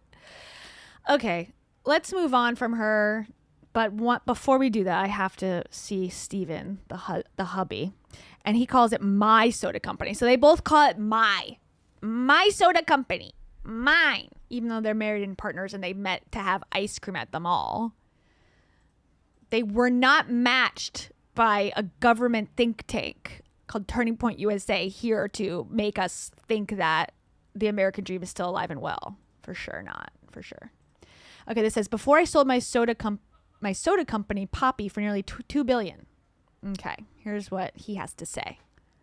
I believe that an entrepreneur's superpower is their intuition. There's so many people that are going to be sitting around the table questioning your judgment. And I think it's the job of the entrepreneur to really lean on that intuition to drive disruptive strategies and behaviors within the organization. What? His hat also says wax. Wax. What does that mean? One of the things that I lean back on as I think about this was the time we made the decision as a brand to lean into TikTok over Instagram to really raise brand awareness and build our brand. My wife has over 2 billion views on TikTok, and we were the most disruptive and one of the first brands to really break through on TikTok that drove a lot of our success, even till this day. I believe that an entrepreneur... Was that the whole message? Okay. So they picked TikTok over Instagram, even though you could probably post the same things. So they probably did and just got more successful on TikTok and actually didn't make a decision at all. But okay. It's probably cost the business about $15 million. One of the biggest mistakes that I made while building Poppi was not pivoting quick enough. We built Poppi brand first, and so that meant having great package that a consumer, the audience really appreciated, that they gravitated towards. And launched Poppi with these sleeved cans, bright, beautiful colors, a beautiful matte finish that felt good in your hand. The only problem, they were ridiculously expensive. Me not pivoting quick enough and getting from sleeved cans into printed cans probably cost the business about $15 million over the course of about 18 months in additional inventory expenses. Finding that balance between sustainability, profitability, and leading with a brand first mindset was a really tough decision that we had to make. Ultimately, at least he's being somewhat more honest about the actual decisions and thoughts that you have to make a business run successfully, as opposed to, I just decided to go on TikTok and then I just wished to be on Shark Tank and it happened. It's like, at least he's talking about, okay, the sleeve can versus the matte can versus this like that's actually, I think, what goes into it. And unfortunately on these Empire for Women shows, they don't get to any of the juicy details about anything actually real, which is unfortunate and I hate it. I didn't pivot quick enough, and it cost the business a lot of money. And it says, bruh. The one comment, bruh, get off the internet and go enjoy your yacht in the Mediterranean while bathing in the finest champagnes. If I ever made $100 million, you'd never see me on social media again. But they want to be praised. They want to be celebrated, and now they want to be gods and gurus. Being rich is not enough anymore. You have to be a god and a guru and the inspiration to the entire country so that you can run for president and make trillions of dollars. That's the goal. And I think that's what these people are heading towards. Bills due, mortgage to pay. My name is Steven and I'm the founder of Poppi. I'm gonna start to take some time to document some of the stories and experiences that me and my wife had while building Poppi. Poppi was not an overnight success. It took us about 10 years to build the brand. It's not even 2028 yet. This launched in 2018. What are you talking about? It hasn't even been 10 years. It's been 8 years, and it's actually the most successful business that's probably come out of the last 10 years. Oh, it was not an overnight success. Actually, in the definition of overnight success, it was really. One of the most pivotal moments for us, about 6 months into the business, we were still really small. We were making the stuff in our kitchen. We had a garage full of glass bottles, labeling everything by hand. Total labor of love and a total grind. We were only selling our product at the farmer's market at this time. I'd quit my full-time job. Allison wasn't working as well, so we were sort of living off of savings and anything that we could piece together by selling the product. I had this moment in time where mortgage was due. So it wasn't that they quit their jobs at the farmer's market 30 seconds after the Whole Foods lady walked by, because that's what she said. So that's a lie. So they had already been there for 6 months knowing that they were going all in on this. And they had savings, obviously. She said they didn't have savings, but obviously they did. A lot of other bills were due. It was a moment that really tested my commitment to what we were working on. No money, bills due, mortgage to pay. Really thought about whether or not I should go back to work, keep this project as a side hustle as opposed to my full-time gig. Something that's really cool. And he did. He tried to work at a restaurant, allegedly, and then failed, and then became a freelance oil and gas guzzler. Literally, I had this thought, should I go back to work? The next day in the mail, I got a check, a tax refund from the government for almost the exact amount that my mortgage was. It wasn't anything that I was doing. It was just sort of a signal from the universe to keep going. Honestly, from that moment on, I never looked back. Awesome what happens when who gets a tax return in the mail anymore these days? I mean, I don't know. I guess I get mine direct deposit, but I don't buy this story either. Take action, you put yourself out there, the universe sort of just opens up. Doors are open, doors are shut. As long as you stay persistent, as long as you keep going and keep trying, it's amazing what can happen. No money. Keep procreating, keep the taxes coming into the government, because we will be at the White House any day now, taking over. That's the plan from since we met at the mall. All right. Congratulations, Poppi. The lessons here that Poppi's a psyop and that we should all have children and pop them on our backs and Poppi into a factory and start popping those caps on the bottles and sell it so that we could be billionaires. That's what I learned from this. And also change how you look 1,000 times in 5 years. Okay. Let's spin again. Ah!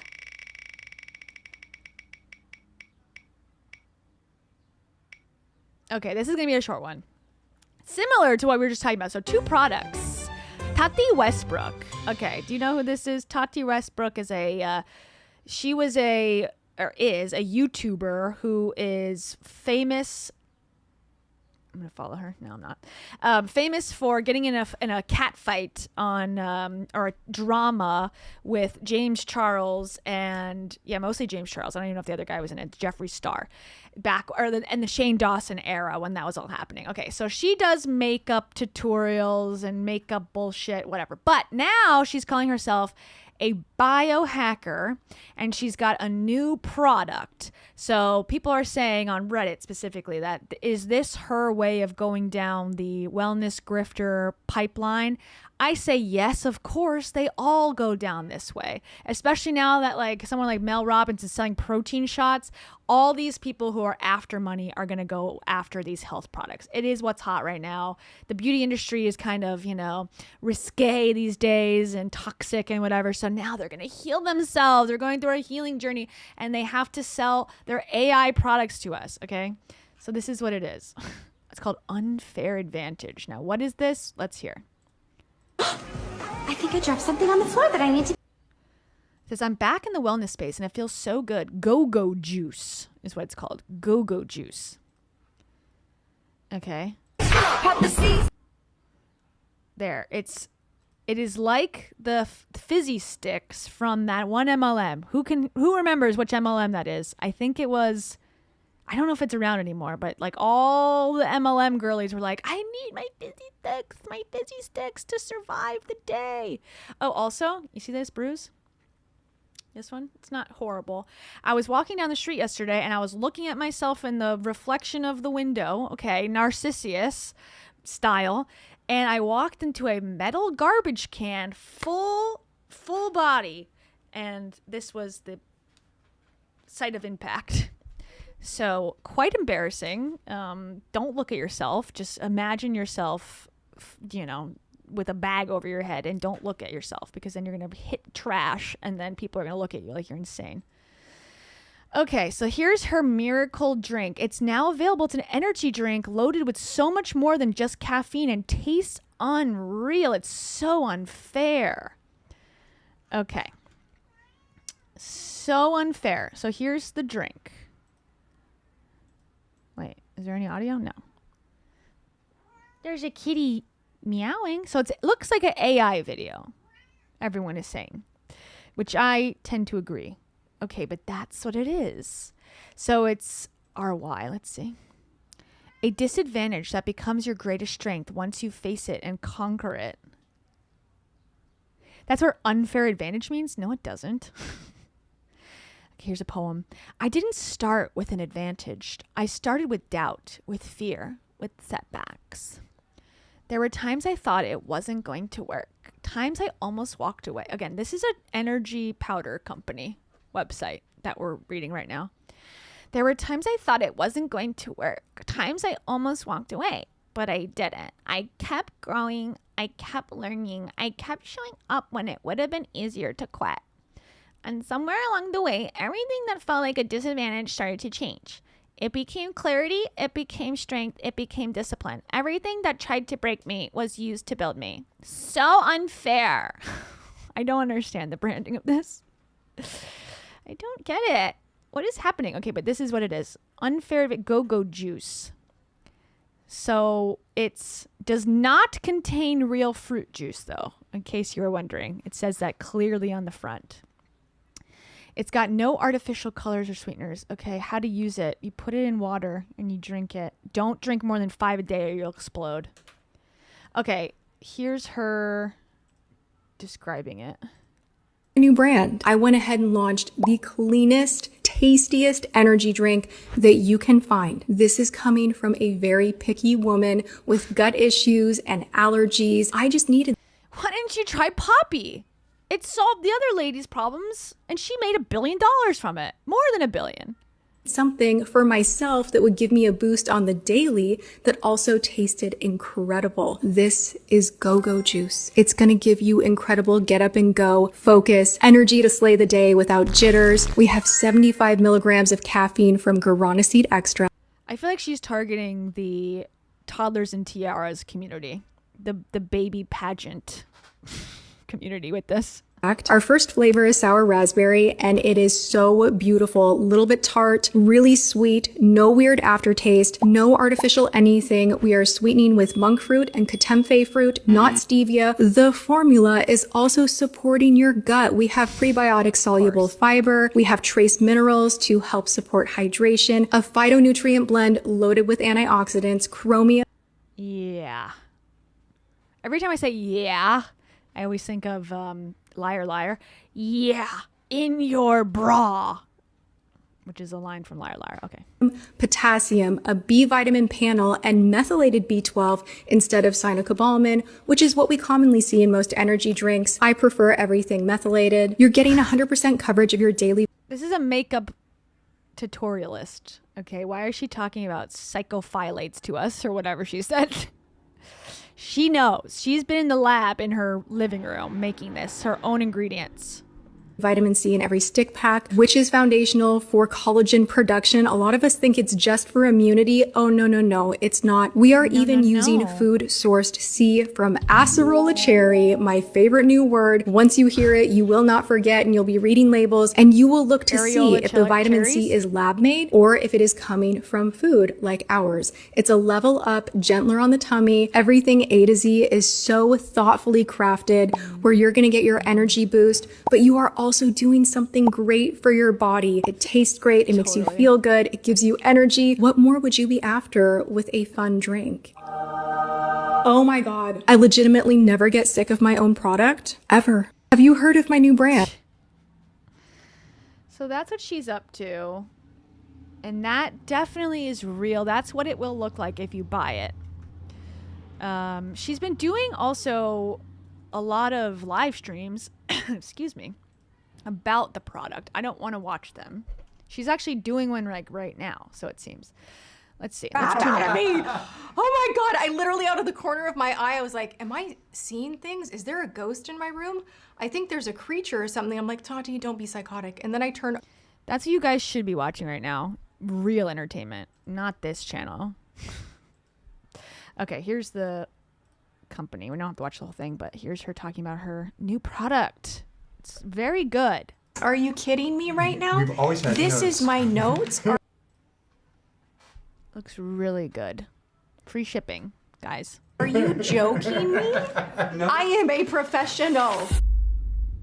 Hey guys, welcome to today's video. I am jumping out of my skin in the best way possible because I finally get to share with you all Unfair Advantage Go-Go Juice, which is going to make you feel incredible. It tastes incredible, immediate energy, smooth glide from guarana seed extract. Yes, she has done it. She has gone back into the wellness space. And by she's referring to herself in the third person, which you know is a sign of humility always.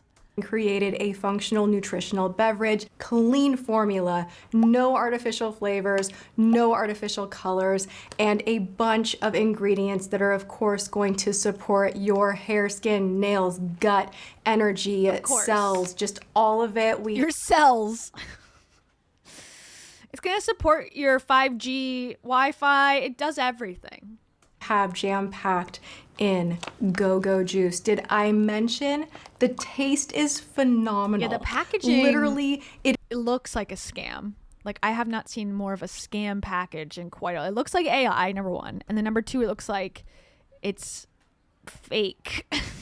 Why would you make it like that? Is something that I feel everyone is going to be blown away by. They're going to be like, wait a second, there's no artificial anything in here. How did you get this to taste so good without sugar? I have so much energy right now. It is just perfection. It's perfection. This is my love. We have waited for this moment. The first flavor of Go-Go Juice, which really does give you a lot of get up and go without the jitters. It looks like it's for children also. This is giving children packaging. I hope children are not the target audience. I don't know who watches her, but eek. Is sour raspberry. We have more flavors coming, so stay tuned. There is much more on the horizon. We plan on launching new flavors every single month. Make sure you are signed up to be notified through email of all of our exciting drops, because this is just the start. Amazing. So I have sour raspberry right here. I love everything about the taste of this product. It is nice and bright.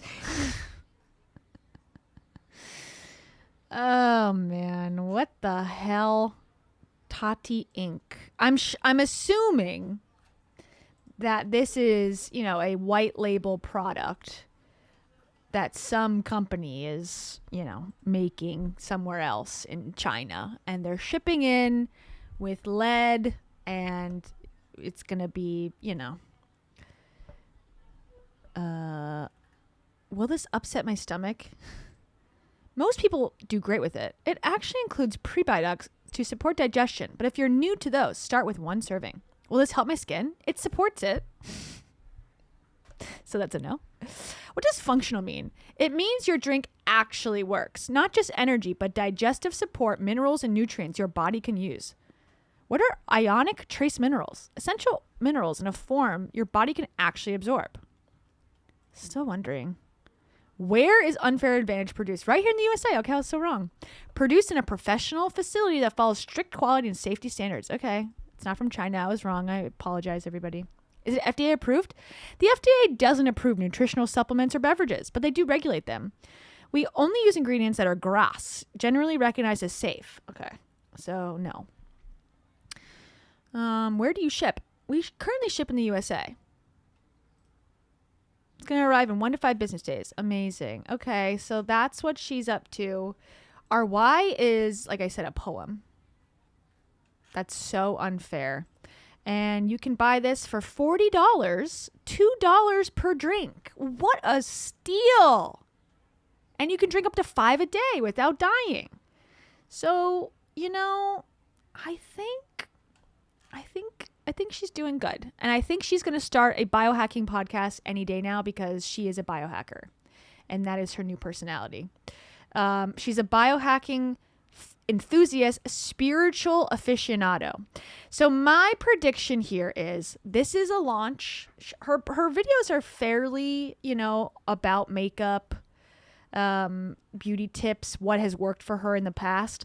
But I think she's making a pivot and we'll be covering her again. And she'll be on the Danica Patrick podcast any day now talking about grids in the sky and, you know, the demons out to get us. Demon. That is so crazy. It's like a Dementor energy. Transmute, sending it to source light. So let's check in with her again shortly in like a few months. I'm literally telling you I'm Christ. I think that's what we're going to start getting. Because these two, biohacking enthusiast, spiritual aficionado, never go well over time. They actually get way, way, way worse as time goes on. So that's Go-Go Juice. Thank you, Tati. All right. Who's going to be next? Jay Shetty or Bryan Johnson's girlfriend's V? Let's see.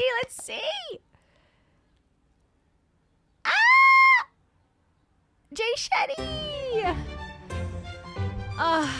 He's my king forever. Okay, so the big Jay Shetty news of the week is that he got a $100 million Netflix deal.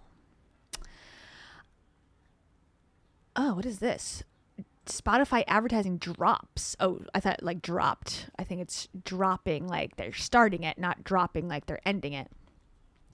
Spotify advertising drops global campaign with Lizzo and Jay Shetty. Two people I don't care for.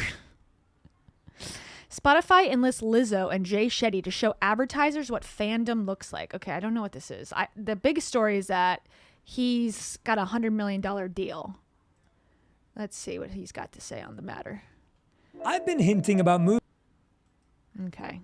Oh, 15 views. This is maybe the hottest piping tea I've ever found. It was posted 1 day ago. Okay, here we go. I've been hinting about moving my podcast to Spotify for a while now. I'm doing it for the same reason you should move your ads there. Fans are on Spotify. And that's where I make money. And I love selling stuff online. I love selling stuff online. I'm obsessed with money, and anyone who will pay me more, I will go to them. I have no ethics or values. We all love money. And fans actually pay attention. They don't skip, they stay for hours. They don't move on, they manifest. They're not a demographic group, they're fans. You know you've built a mindful community when people are intentionally present for the ad break. Give me a fucking revolver. He's now going to use mindfulness and presentness and the human experience to equate to Spotify has better listeners because they are present during ad breaks. Give me a knife. I'm telling you, I can't. These are the people who succeed in this world. These are the people who succeed in our world today. You have to have no brain cells other than on mode to make money. Make the money, lie, say whatever you have to say. Believe in nothing. That is the way forward, and I hate it.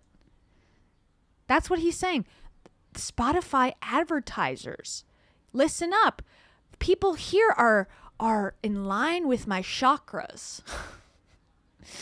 Spotify listeners, I was going to say something offensive. I won't say it. Spotify listeners meditate more. I know it. I have the facts. I can't prove it, but I believe it in my heart because that's who's paying me to say this. Okay, I'm watching it all again because it's so short. I've been hinting about moving my podcast to Spotify for a while now. I'm doing it for the same reason you should move your ads there. Fans are on Spotify, and fans actually pay attention. They don't skip, they stay for hours. They don't move on, they manifest. They don't move on, they manifest. What the fuck are you talking about? What does that mean? They don't move on, they manifest. The words aren't even making sense in the order that he's saying it, but people do not care. They're like, give this man millions of dollars. Pronto. He deserves it.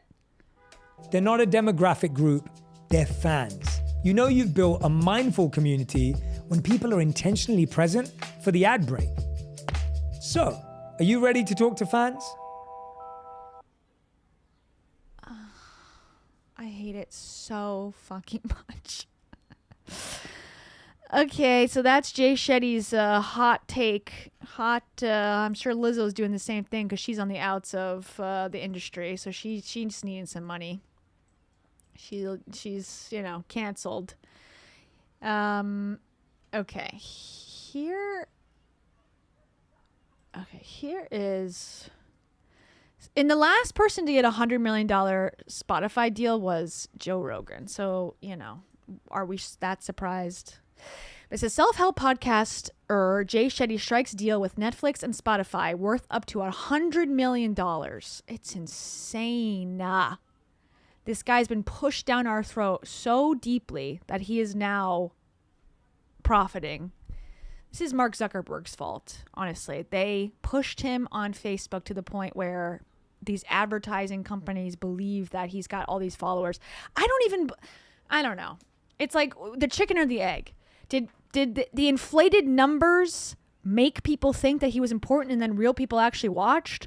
Or has no one ever watched him actually, but then he's in the media all the time and people are actually watching the media and then they're seeing him around celebrities and then he becomes famous? I don't know. Okay, so it could mark a rare 9-figure podcasting contract that is one of Spotify's biggest since it was first signed with Joe Rogan in 2020. Shetty's deal is a multi-year agreement, and unnamed sources said it's worth as much as $100 million, though neither Netflix or Spotify have commented on its value. Okay, he's also got a Netflix contract to make unscripted television and also scripted television. So Netflix is dead to me as well. Sorry. I'm out.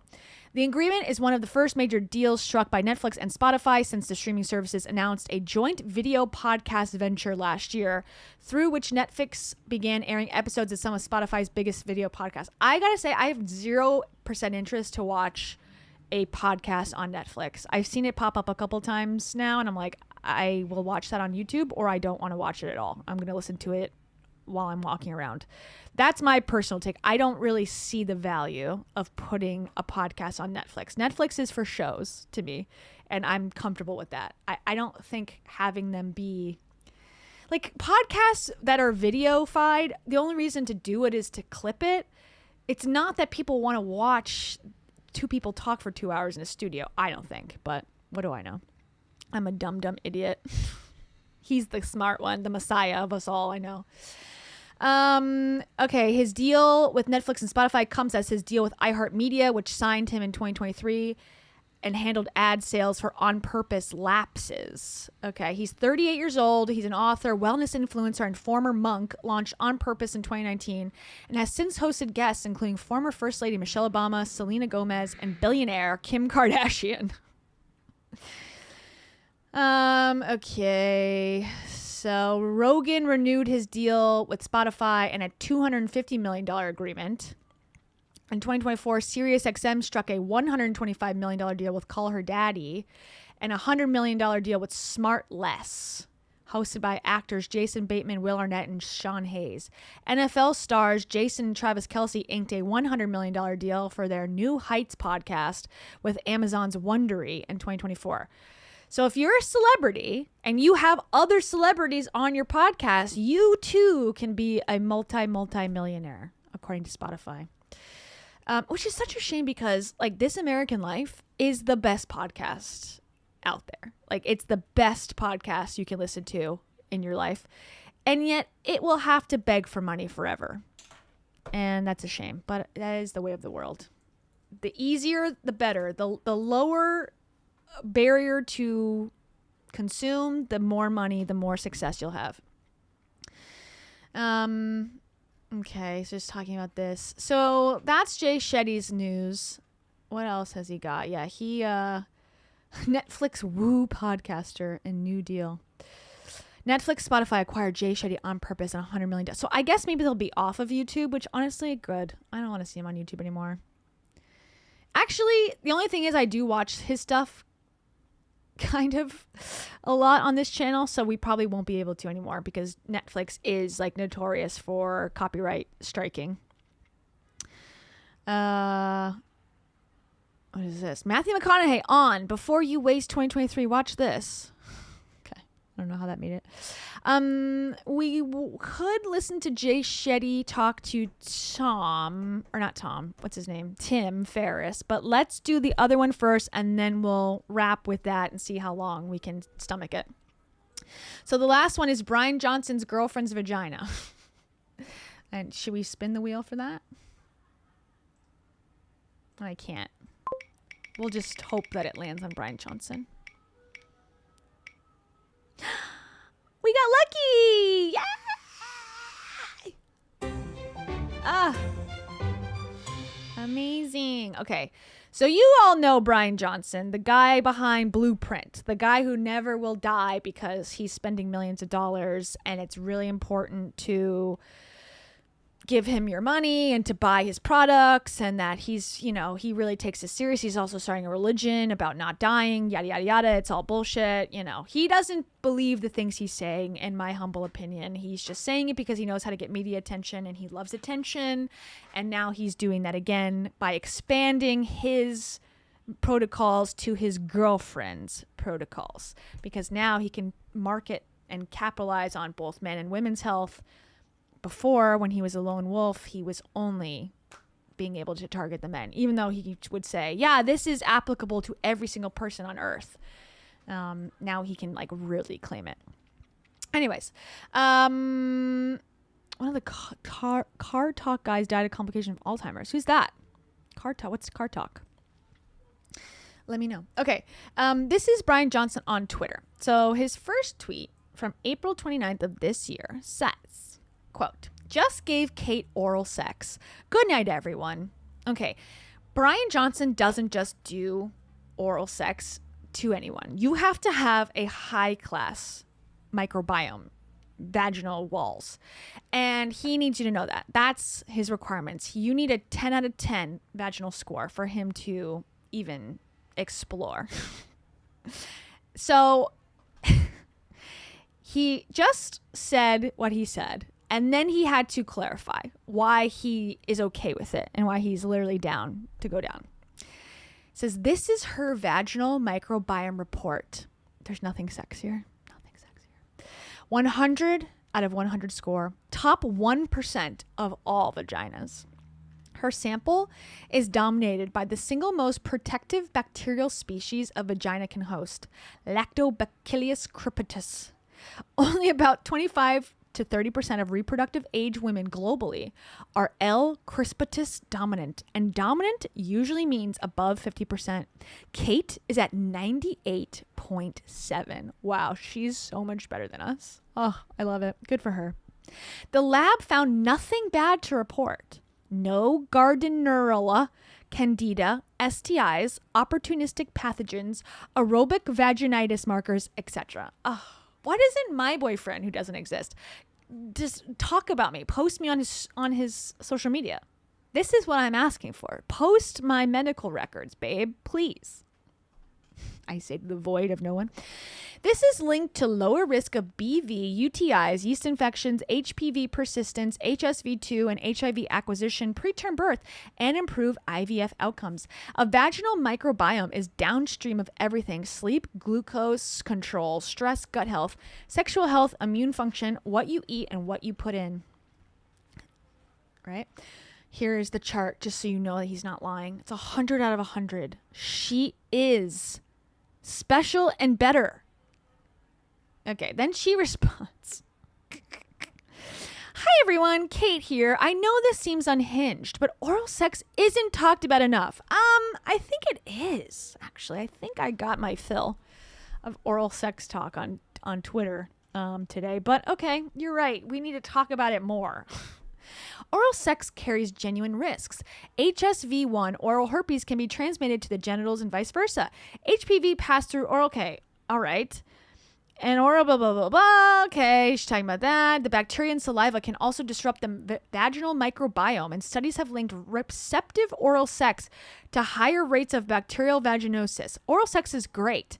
The problem is that we don't treat it seriously. People who would never skip a condom will go down on a new partner without a second thought. People don't get tested for oral STIs or talk to partners about dental health, recent illnesses, or when they were last screened.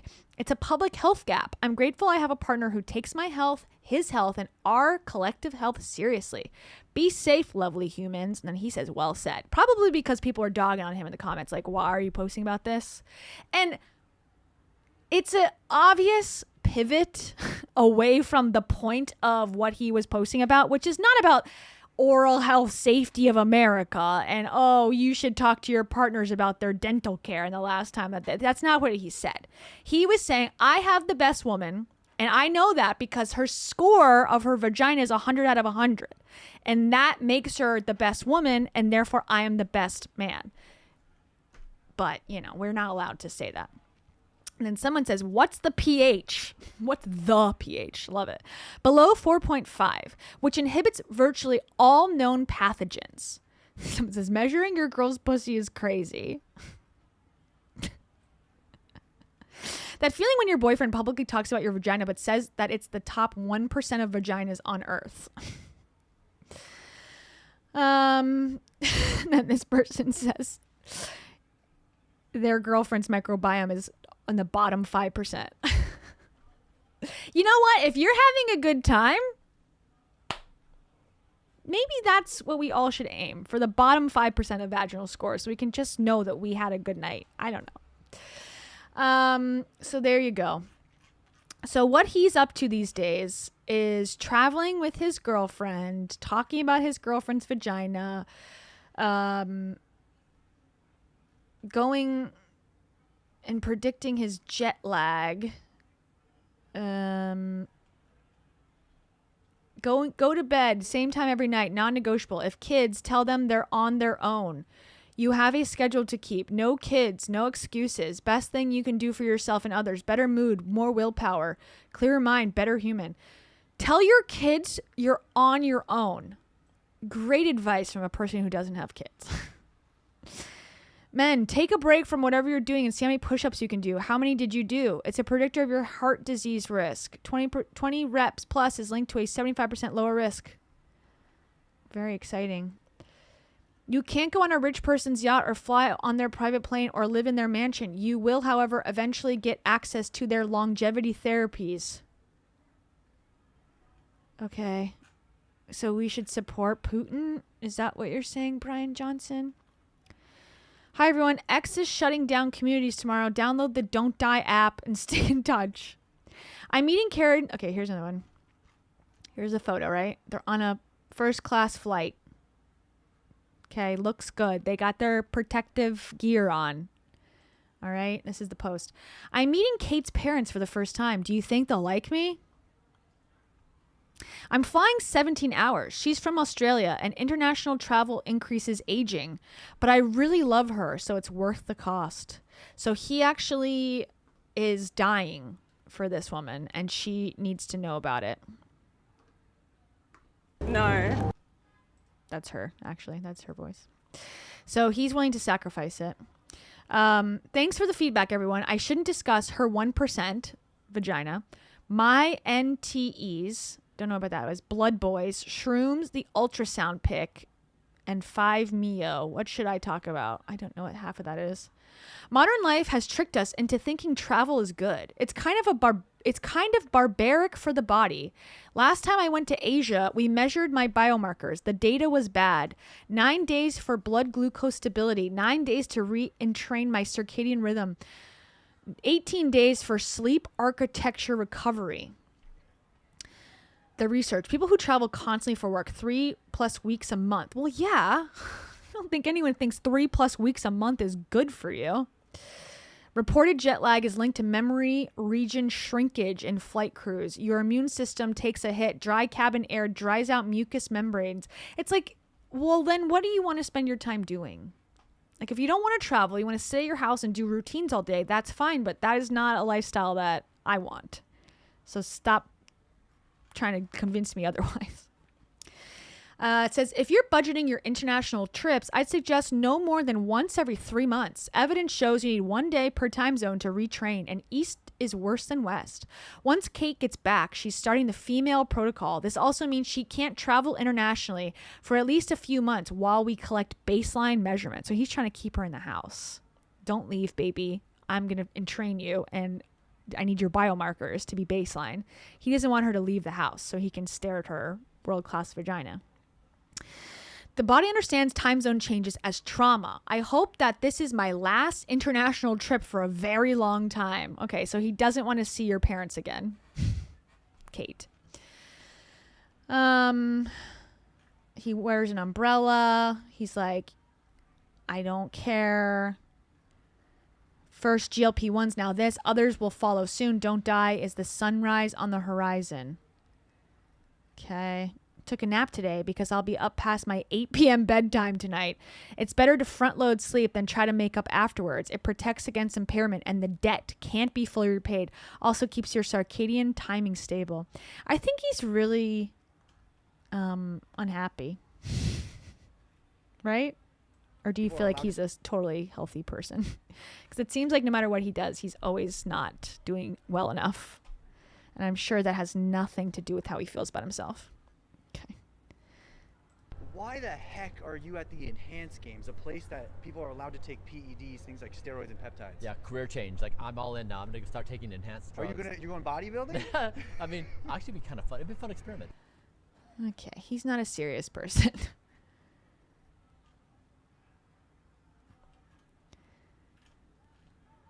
A quick day trip to Utah to present at a conference brought my mom's stepdad brother on stage, a highlight of the trip. Bryan Johnson sets date to achieve immortality. Okay, he just knows how to get press. He knows what to put on a screen that is so outrageous that people will have to think pieces about it, about this is what's wrong with America and the world and billionaires and millionaires and whatever. And he just stays in the news. He doesn't believe any of it, in my opinion. And if he does, he's ill in the head. Okay. Let's listen to Jay Shetty. My buddy. My king. I hope he thinks I'm his queen. Jay Shetty, I love you so much. Jay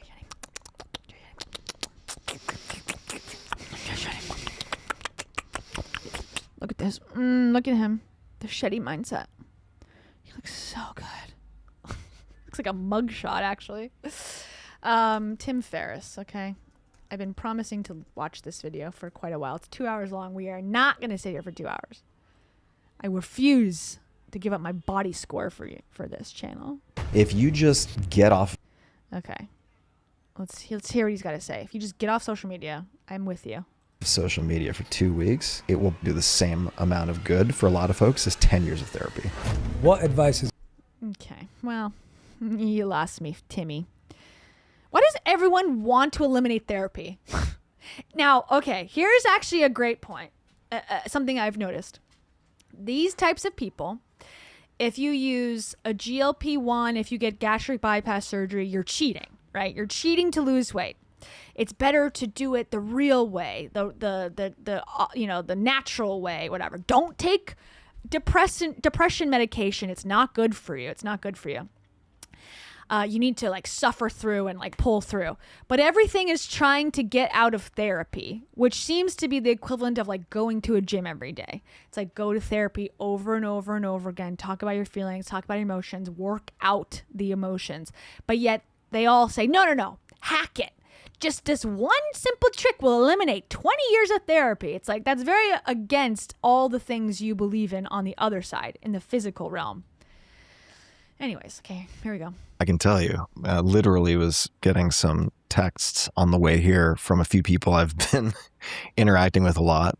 And by the way, if you don't know who Tim Ferriss is, Tim Ferriss was famous for writing a book, The 4-Hour Work Week, which within the book, and I have it on my shelf over there, is hire people from the Philippines that don't speak English that well, that can basically kind of fill in the blanks of your job and respond for you as like an assistant. Now, I would guess nowadays that advice would be don't even bother with a real human being, just do AI and have the AI Claude just do everything for you.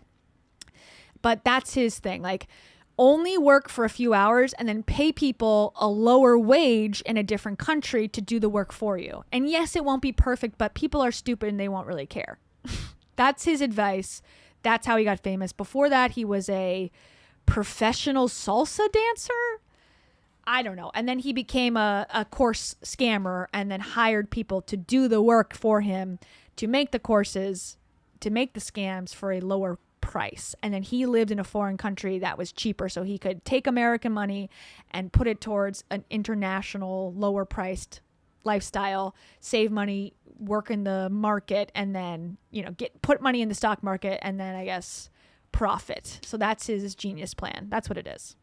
One is Tommy Wood, Dr. Tommy Wood, who's a neuroscientist, also a phenomenal. Oh yeah, the 4-Hour Body. I listened to the Maintenance Phase podcast about that book, and basically I guess he says like if you want to have sex with your wife or girlfriend, whatever, you should eat a certain thing like 24 hours before. You have to eat like protein or whatever at a certain cadence, and then 24 hours later you're gonna have the best sex of your life and you're gonna have an orgasm. And I think he said like the CLIT is at 1 o'clock on like a woman, and it's like I don't think that's true, Tim, but he's convinced and he wrote a book about it, so he knows. Anyways, great podcast, Maintenance Phase, the 4-Hour Body, great listen. Athlete, interesting combination.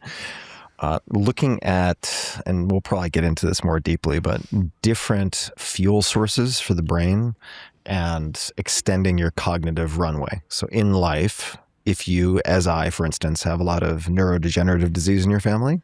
I don't think he has any scientific background. He is just a life coach guy. Whether that's Alzheimer's, Parkinson's, or otherwise. So here we are. What can you do now? Assuming a lot of these conditions take decades to fully develop, how can you intervene early? So that's a question that's occupying my mind, and have found, I think, some very, very compelling options that are not new to me. But if you go through the scientific literature and you talk to people on the front lines, you do find some interesting options. So we can talk about those. I would say bioelectric medicine, which ties into this. I don't know what the question was. I skipped ahead, I guess. But I think it's, what are you doing these days? So it's just all bullshit, biohacking bullshit?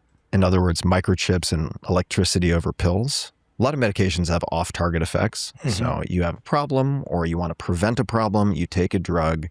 Very often it is not as specific as we would like. There are side effects. Mm-hmm.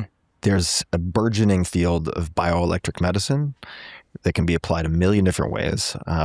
We probably should talk about it, but I'm sure there's no side effects for putting electricity in your bio.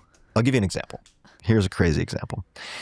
There's a technology called TMS, transcranial magnetic stimulation, that has existed for decades. And it's basically using a magnetic field to affect brain activity. So they put a paddle close to your head. There are different ways to do it. It might be a cap with a few other things. And you can either excite or inhibit different parts of the brain. It's slightly more complicated, but let's just assume that's the case. Also, why is he talking about this? This is the number one reason you feel stuck. It's not what you think. Why are we talking about magnetic brain surgery? What do you know about it? He got it. He's a genius. Thank you so much to Redhead with a Rake. Redhead with the Rake. I love that name, as always. Thank you so much. They say, my cognitive runway is occupied by options. So happy to catch a live. Welcome. Thank you. I'm excited that you're here too. Am I? Yeah. Really? Yes. For real? Yeah. Thank you. All right. I have to sing a song too. Time for me, you, and all the nations to get us some elevation. Woo! As you laugh while you're getting ready for bed, instead of praying to God, you're praying, I'm dead.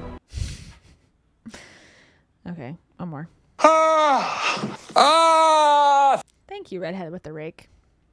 I appreciate it. Okay. And a scientist named Nolan Williams out of Stanford, along with others, developed something called the SAINT protocol, which is an accelerated version. So instead of taking, let's just say, TMS treatments that you would do once or twice or 3 times a week over 5 months, they compress it all into 1 week, 5 days. And you're getting zapped 10 times a day, on the hour, every hour, each of those 5 days. And what they end up seeing in many instances, and there's good published peer-reviewed studies people can look at. We'll take your word for it, because I think all of that is irrelevant these days. As you can tell, I'm really engaged with this. 70% remission of treatment-resistant depression that is durable.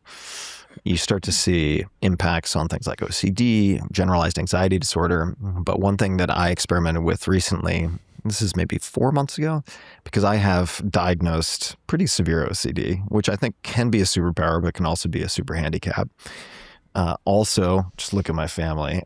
Who knows how much of it is nature versus nurture, but generalized anxiety disorder, pretty high. And that can be a helpful monkey on the back for getting a lot done, but there's a hell of a lot of collateral damage, right? So I wanted to see if I could dial back both of those. Would I lose my edge, or would I actually improve my edge? I just wouldn't be holding onto the blade of the knife, right? And Jay, as well as I, am not listening. It went through this experimental protocol, which is 1 day. So instead of taking a week off of work, 1 day where you preload, and there's science behind this, with something called D-cycloserine. It's an antibiotic that used to be used for tuberculosis. I really do think when you don't have a job, like he doesn't anymore, he made a lot of money early on. He got lucky, wrote this book, hit it off, had a podcast, whatever. He's bored. What he's doing now is trying to get buff and trying to read online about neurocognitive things so he can sound really smart on Jay Shetty's podcast. And that's kind of sad in a way. Like, you really run out of stuff to care about because, your day is so empty and you can't travel because the sleep score will go down. So you just have to sit in your house on your laptop in your mansion looking up the latest treatments that you don't need. Among other things. He really wants to sound wise. A lozenge in your mouth, and then an hour later you start these stimulations. You do 1 day, 3-minute stimulations on the hour, and I have gone from basically like an 8 or 9 out of 10 severity with generalized anxiety to like a 0 or a 1. For how long? For 4 or 5 months now. You cannot. From that 1 day? From that 1 day. Wow. It is incredible. Wow. Does it help? Does it hurt? The dose does matter, right? You can overdo it. But this is a combination of pharmaceuticals to help with neuroplasticity and then brain stimulation. So I've been looking very closely at bioelectric medicine. I think this is, and if I try not to do too much, but pat myself on the back a little bit, say look at the 4-hour body and then the subsequent 10, 15 years. Yeah, he definitely doesn't pat himself on the back enough. Jay Shay's like, I got you, bro. I can pat myself on the back for a second. A lot of that played out and ended up being very, very highly reinforced by science.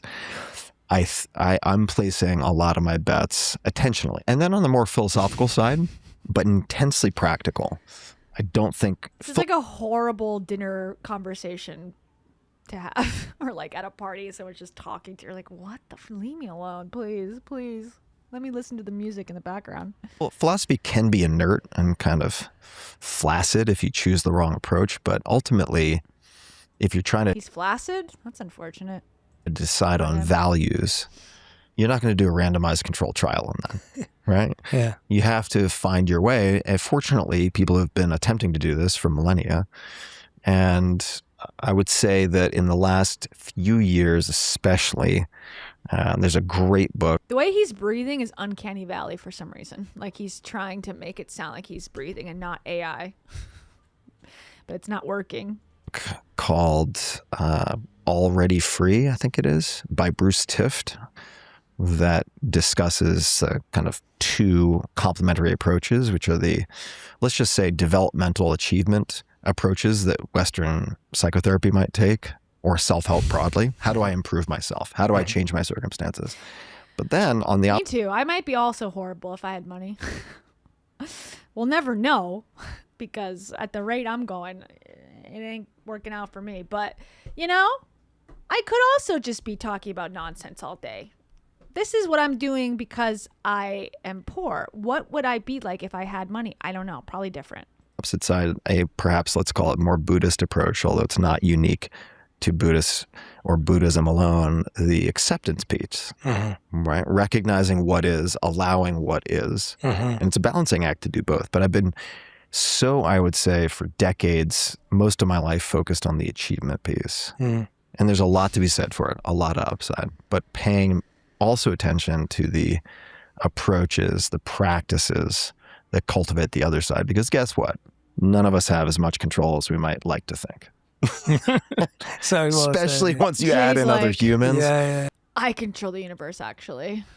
I just got 100 million from Netflix. Sorry, guys. That's So an illusion. So I would say those are a few of the things that are very, very present for me. I love it. You've just given us the contents page of our conversation. It's brilliant. This is what I enjoyed the most. That's fascinating. Yeah. Do you mind if we dive into some of those a bit? Yeah, for sure. And I my hope, I also said this before we hit. Like, what? In the context of this guy coming on the podcast, he wrote a couple books about health, about whatever, but he's just a lay person. Why would you be like, I want to dive into your thoughts on bioelectric biohacking? Like, why? But okay, go off, King. Record. It's like, I don't have anything to pitch or sell. I really am excited about some of these things that I'm exploring though. So so he doesn't own any stocks in it. He's not trying to get, the word out so that his stock price grows. I guess that's his sales pitch. I can give people very specific, concrete recommendations, then I'll be that in some way expand their thinking or help them, then I'm thrilled. Yeah, no, I'm really grateful for you to coming on. Let's dive into cognitive fuel then to go first. What do we currently do, or what do we currently know that we use for cognitive fuel? And then the new approaches that you're looking at, how are they so different? As you said, they have less side effects. We're talking about potentially. In terms of fuel, first a caveat, not a doctor, don't play one on the internet. So Yes, you do. And you are right now. I'm not a doctor and I don't play one on the internet, but here's my medical advice.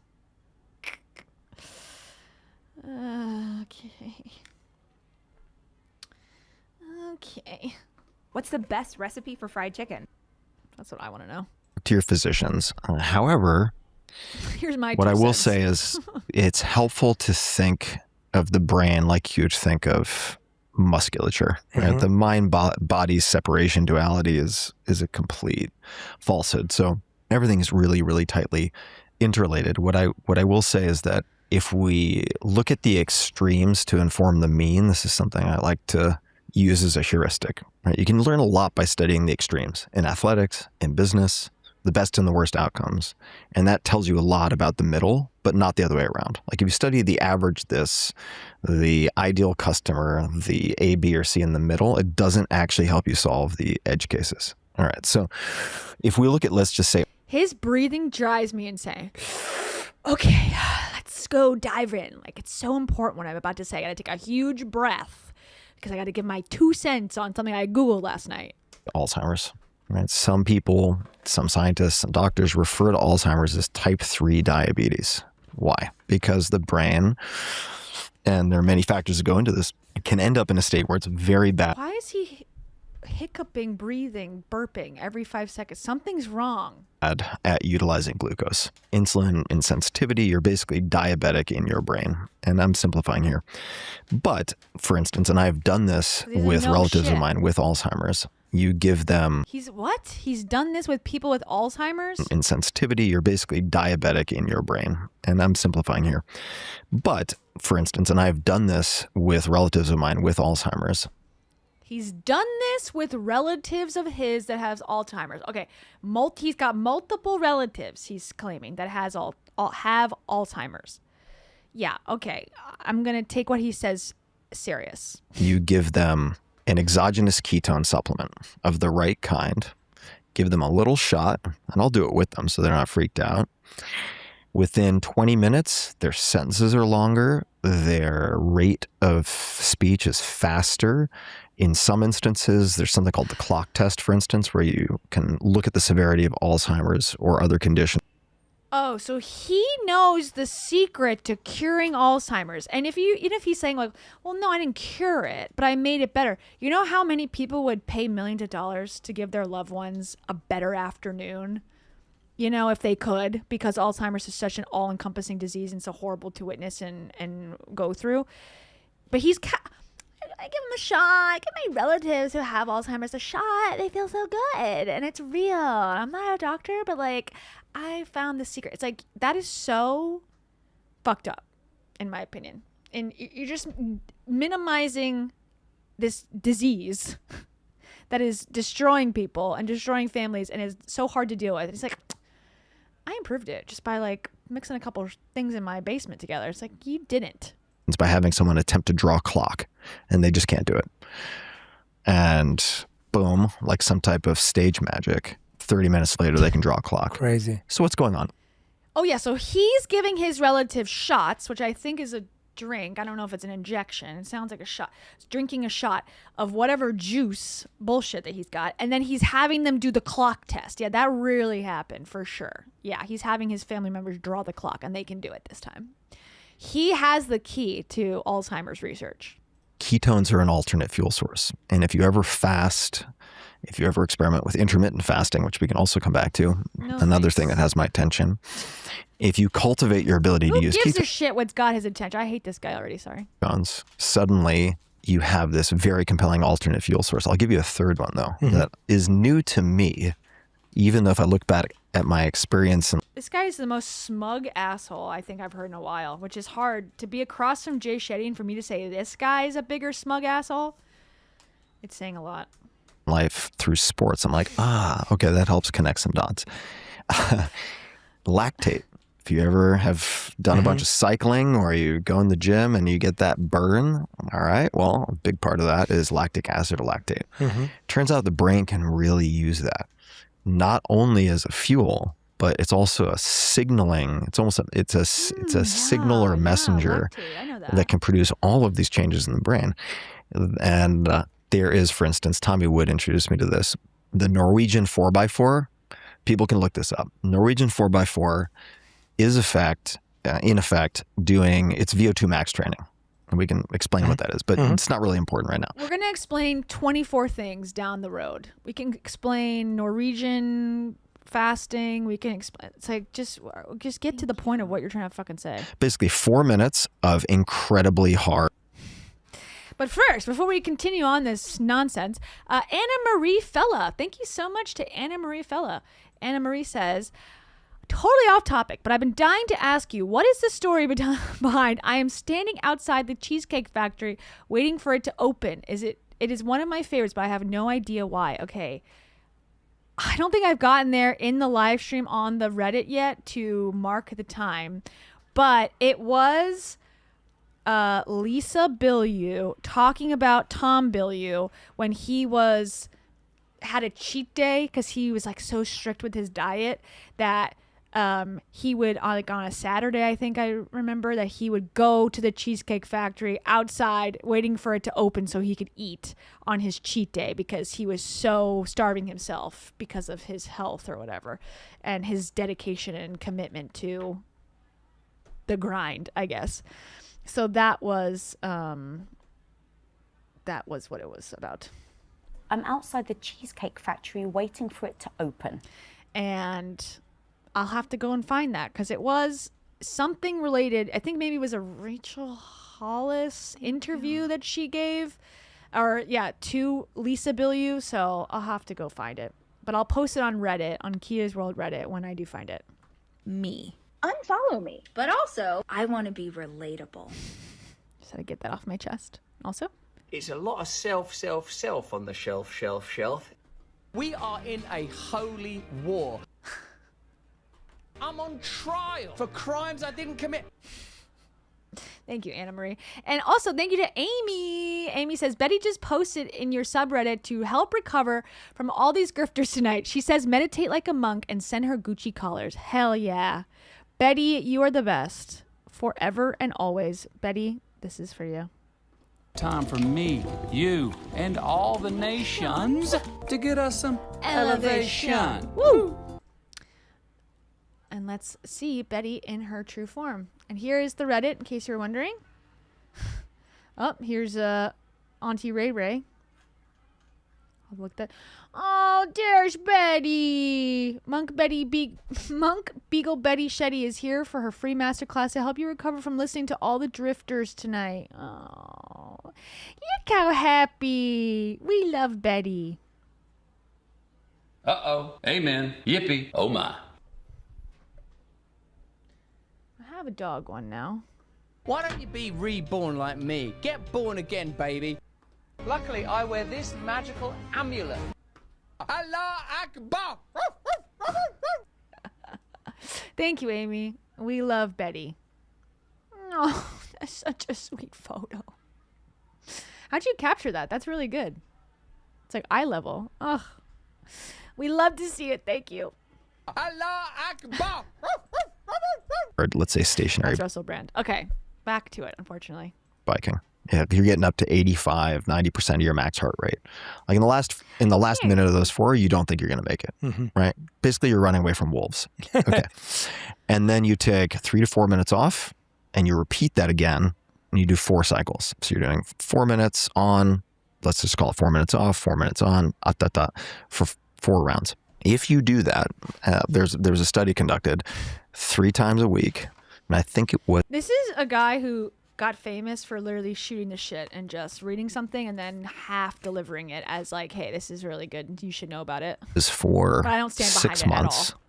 The effects on your brain, which includes some plausible volumetric changes, like certain structures in your brain, like the hippocampus, actually grow. Right, one of the primary areas affected by Alzheimer's. Those effects extend out for 5 years, from 6 months of training 3 times a week. What is going on? Yeah, what is going on? The VO2 max is just an indicator of the work that you're putting in. Okay, well, why does that kind of work matter? Because steady state aerobics, walking for long distances, doesn't do it. And there are people, credible people, who focus on this, who think that lactate is the main driver. So for instance, this morning before I came here, I was like, well, I'd like to have a little bit of extra energy. So I did a weight training workout where each of my sets with leg press or leg extension or whatever, large muscle groups, I just turned on a music track that lasts 4 to 5 minutes. And I was like, all right, I can't stop for 4 to 5 minutes. And it's going to be really painful. And that's it. Because I think that the cycling itself doesn't necessarily have any magic to it. Like you could use rowing. It's the intensity. It's the lactic acid. It's the actual concentration in the blood. And again, those I would say are just trust him, bro. 3 interesting fuels to consider.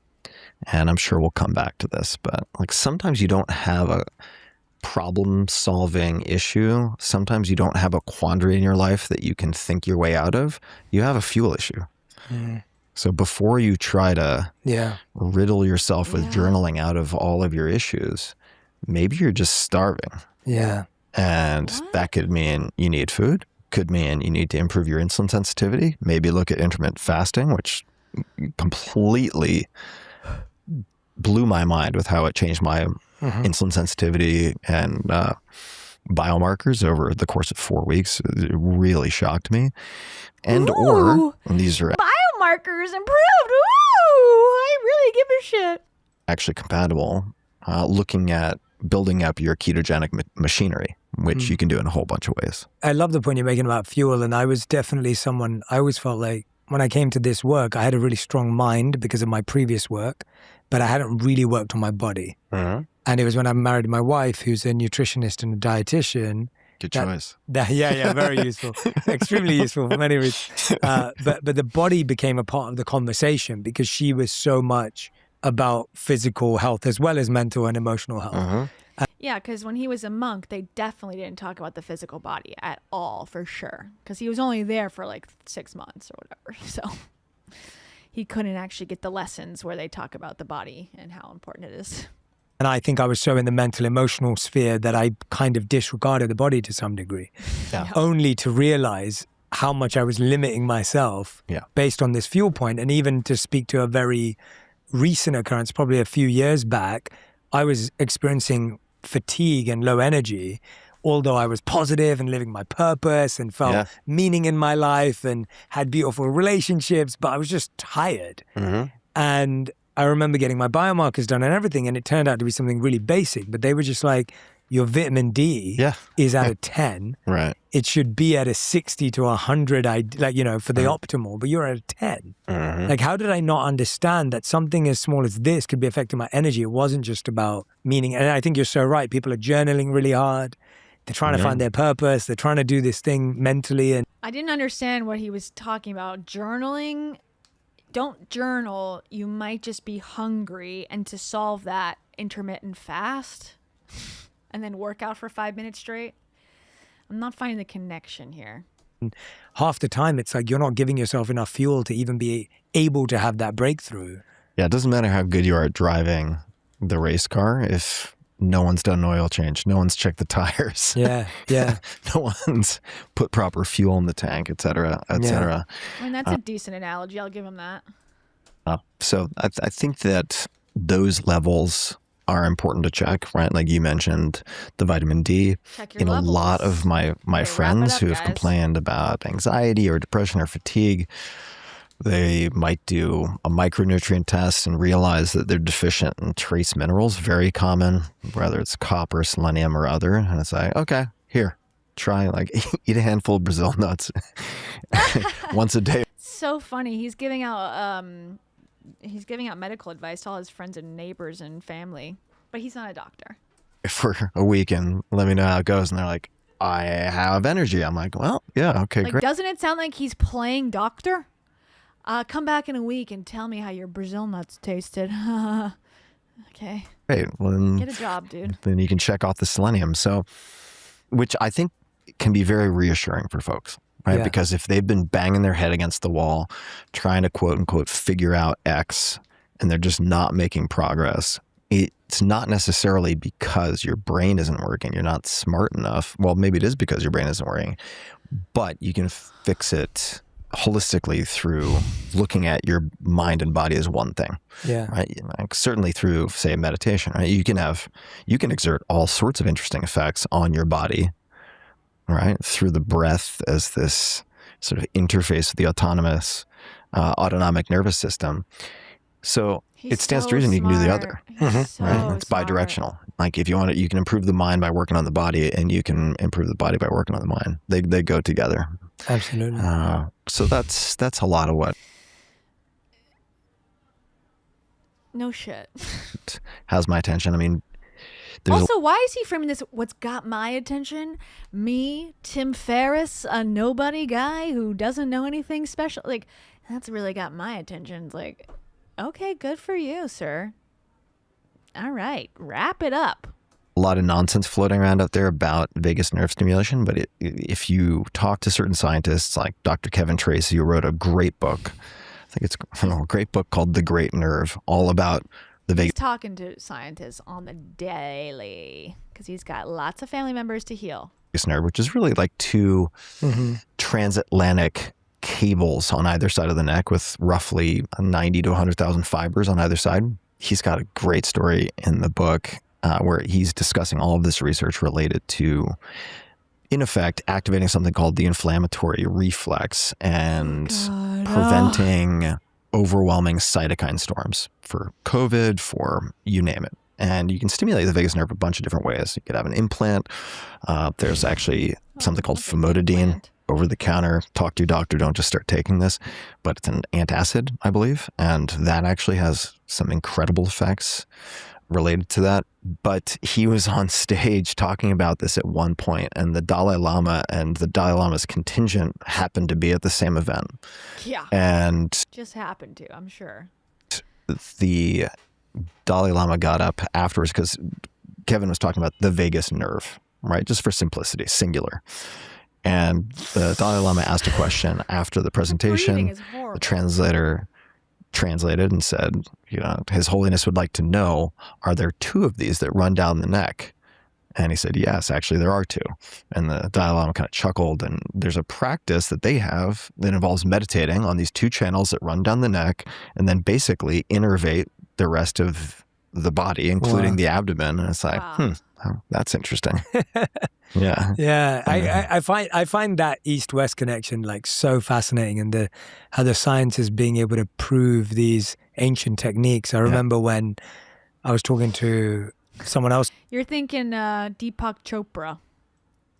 I don't think the Dalai Lama's in it. The Dalai Lama went to Nexium though to meet Keith Raniere, so that's his gripe or his badness. And also there's weirdness about the Dalai Lama too. I don't know about enough.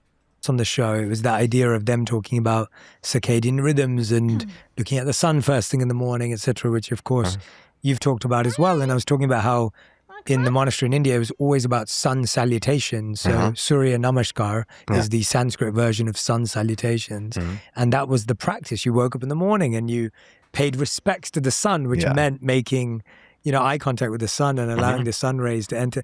And I'm like, all of these, they didn't have the language that we have, but the technique existed far back then. Talk to me about the, did you call it the bioelectric?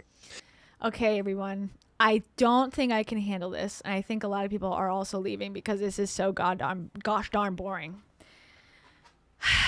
I tried. We got through 20 minutes. I think that's good. Tara wants pets and cuddles, and I'm down to do it. Because I think this guy is a nutcase. He's not a nutcase. He's just a guy who can't breathe correctly for some reason and knows nothing about anything, but wants to deliver as if he's a really like chill, very wise, very resourceful guy who just has the cures for Alzheimer's in his back pocket that he just like says, you know, no big deal. And, you know, I'm not into that personally. I don't love that. Her charisma is straight up off the charts. No big deal. Priceless, juicy nuggets. I'm not getting enough priceless, juicy nuggets from this dude. Okay, but first, hold on. Let me get my paintings. Hold on. Tara, don't worry. Hold on. Don't look.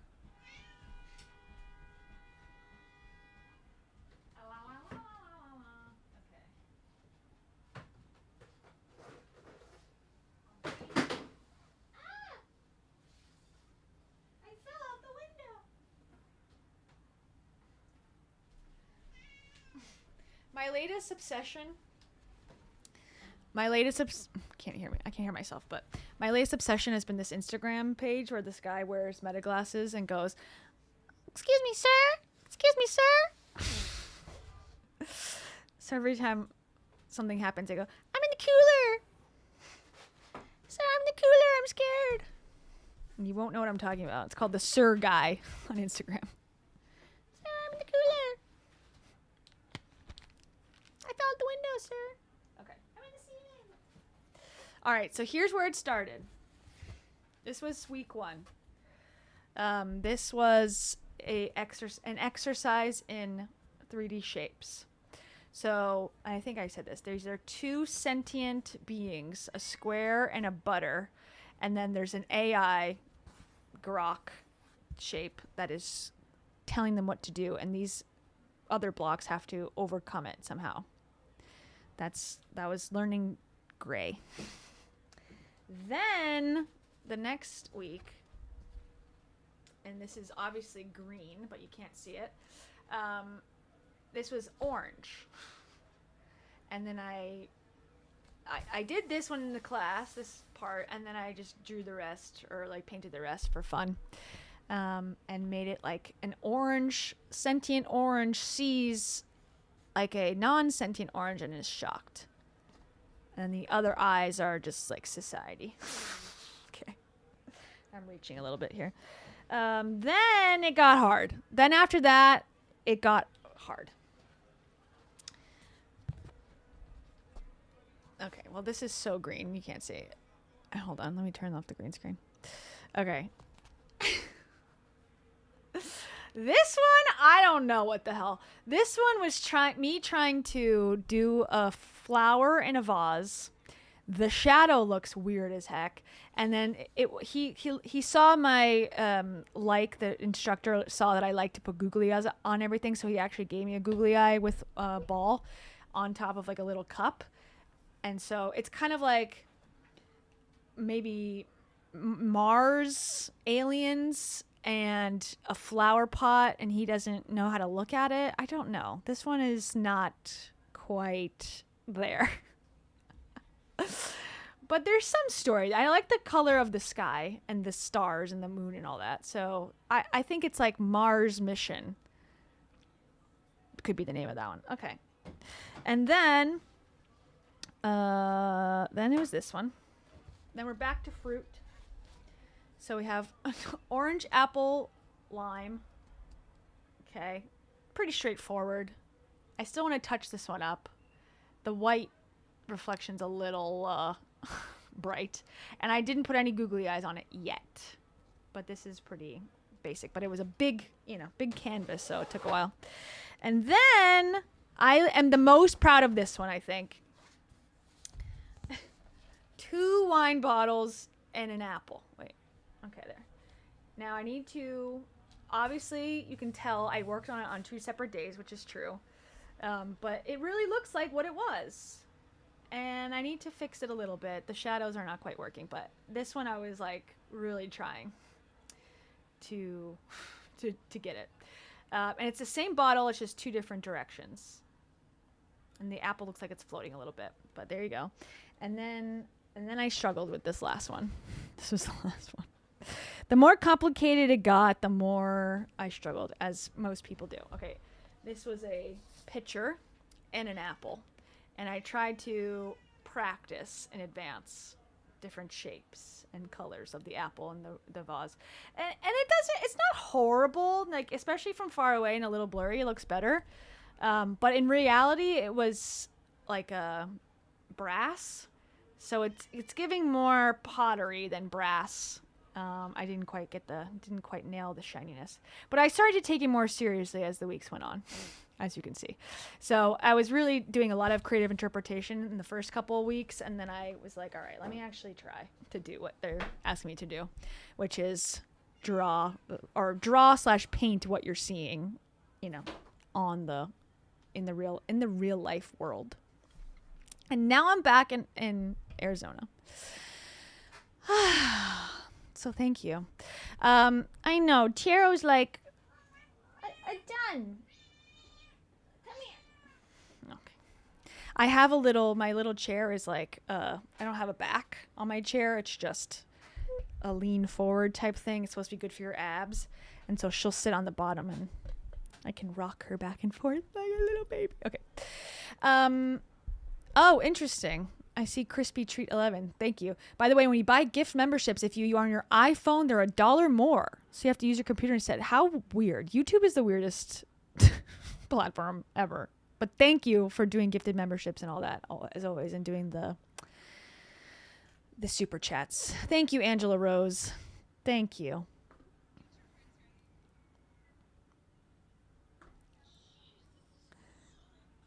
I appreciate it. Angela. Thank you. Thank you all for caring. Thank you. I appreciate it. It's so nice. Wait, I thought you were in NYC. I was in NYC previously for one weekend. Visiting my friend who just had a baby. Oh my God, she's got the cutest baby. I can't show you because I don't believe in that. But she has the cutest baby in the whole world. I'm convinced of it. Human baby. I have the cutest cat baby in the world. So odd. Why on a phone it would be more? I don't get it.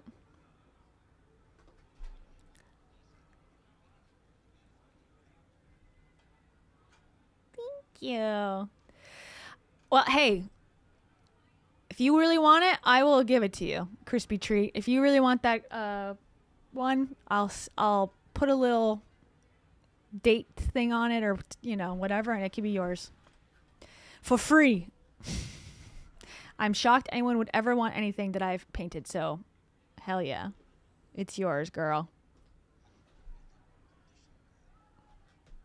Just know that's what everyone's thinking. Okay. All right. I don't even want to promise that I'm working on edited content, because I am, but just not successfully well. So, I want to say coming up soon, but am I being honest with myself? No, I'm not. So one day I will just get motivated and it will appear on my account, and then we can all embrace. Okay. On that note, I will be singing my song now. If you want to get your name sung in a song, join the membership, preferably on a computer so that it's cheaper for some reason. And then we'll be back next week. And then it's going to be my birthday. I am going to be gone for my birthday, but I will be able to stream before that. I'm going to be going off for the weekend for my birthday. I am very excited. Woo, woo. I'm going to be 35 years old. Oh my God. Do you ever feel like you are older than you feel, older than you look, older than you are, older than your feelings? That's me. I feel like, wow, I'm doing really good. And then I'm like, wait, I'm 35 almost. I think I'm doing really good if I was 25. Like where I'm at in life right now, I think is like, would be amazing for if I was 25. The fact that I'm 35, I'm like, I feel behind. I guess every person does these days. What can you do when you don't know how to get out of your head? Oh yeah, happy Pride Month, everybody, as well. Happy Pride. Hi, gay. Happy Pride. We have butter. Okay. That's what a lot of people say on Pride Month. That too. Also.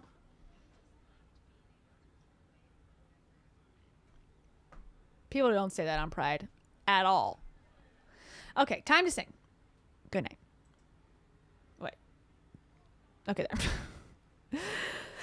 Excuse me, excuse me. Yeah. Wait, what's this?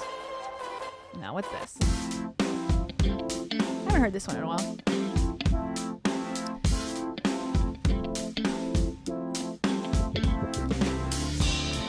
Starry Nights.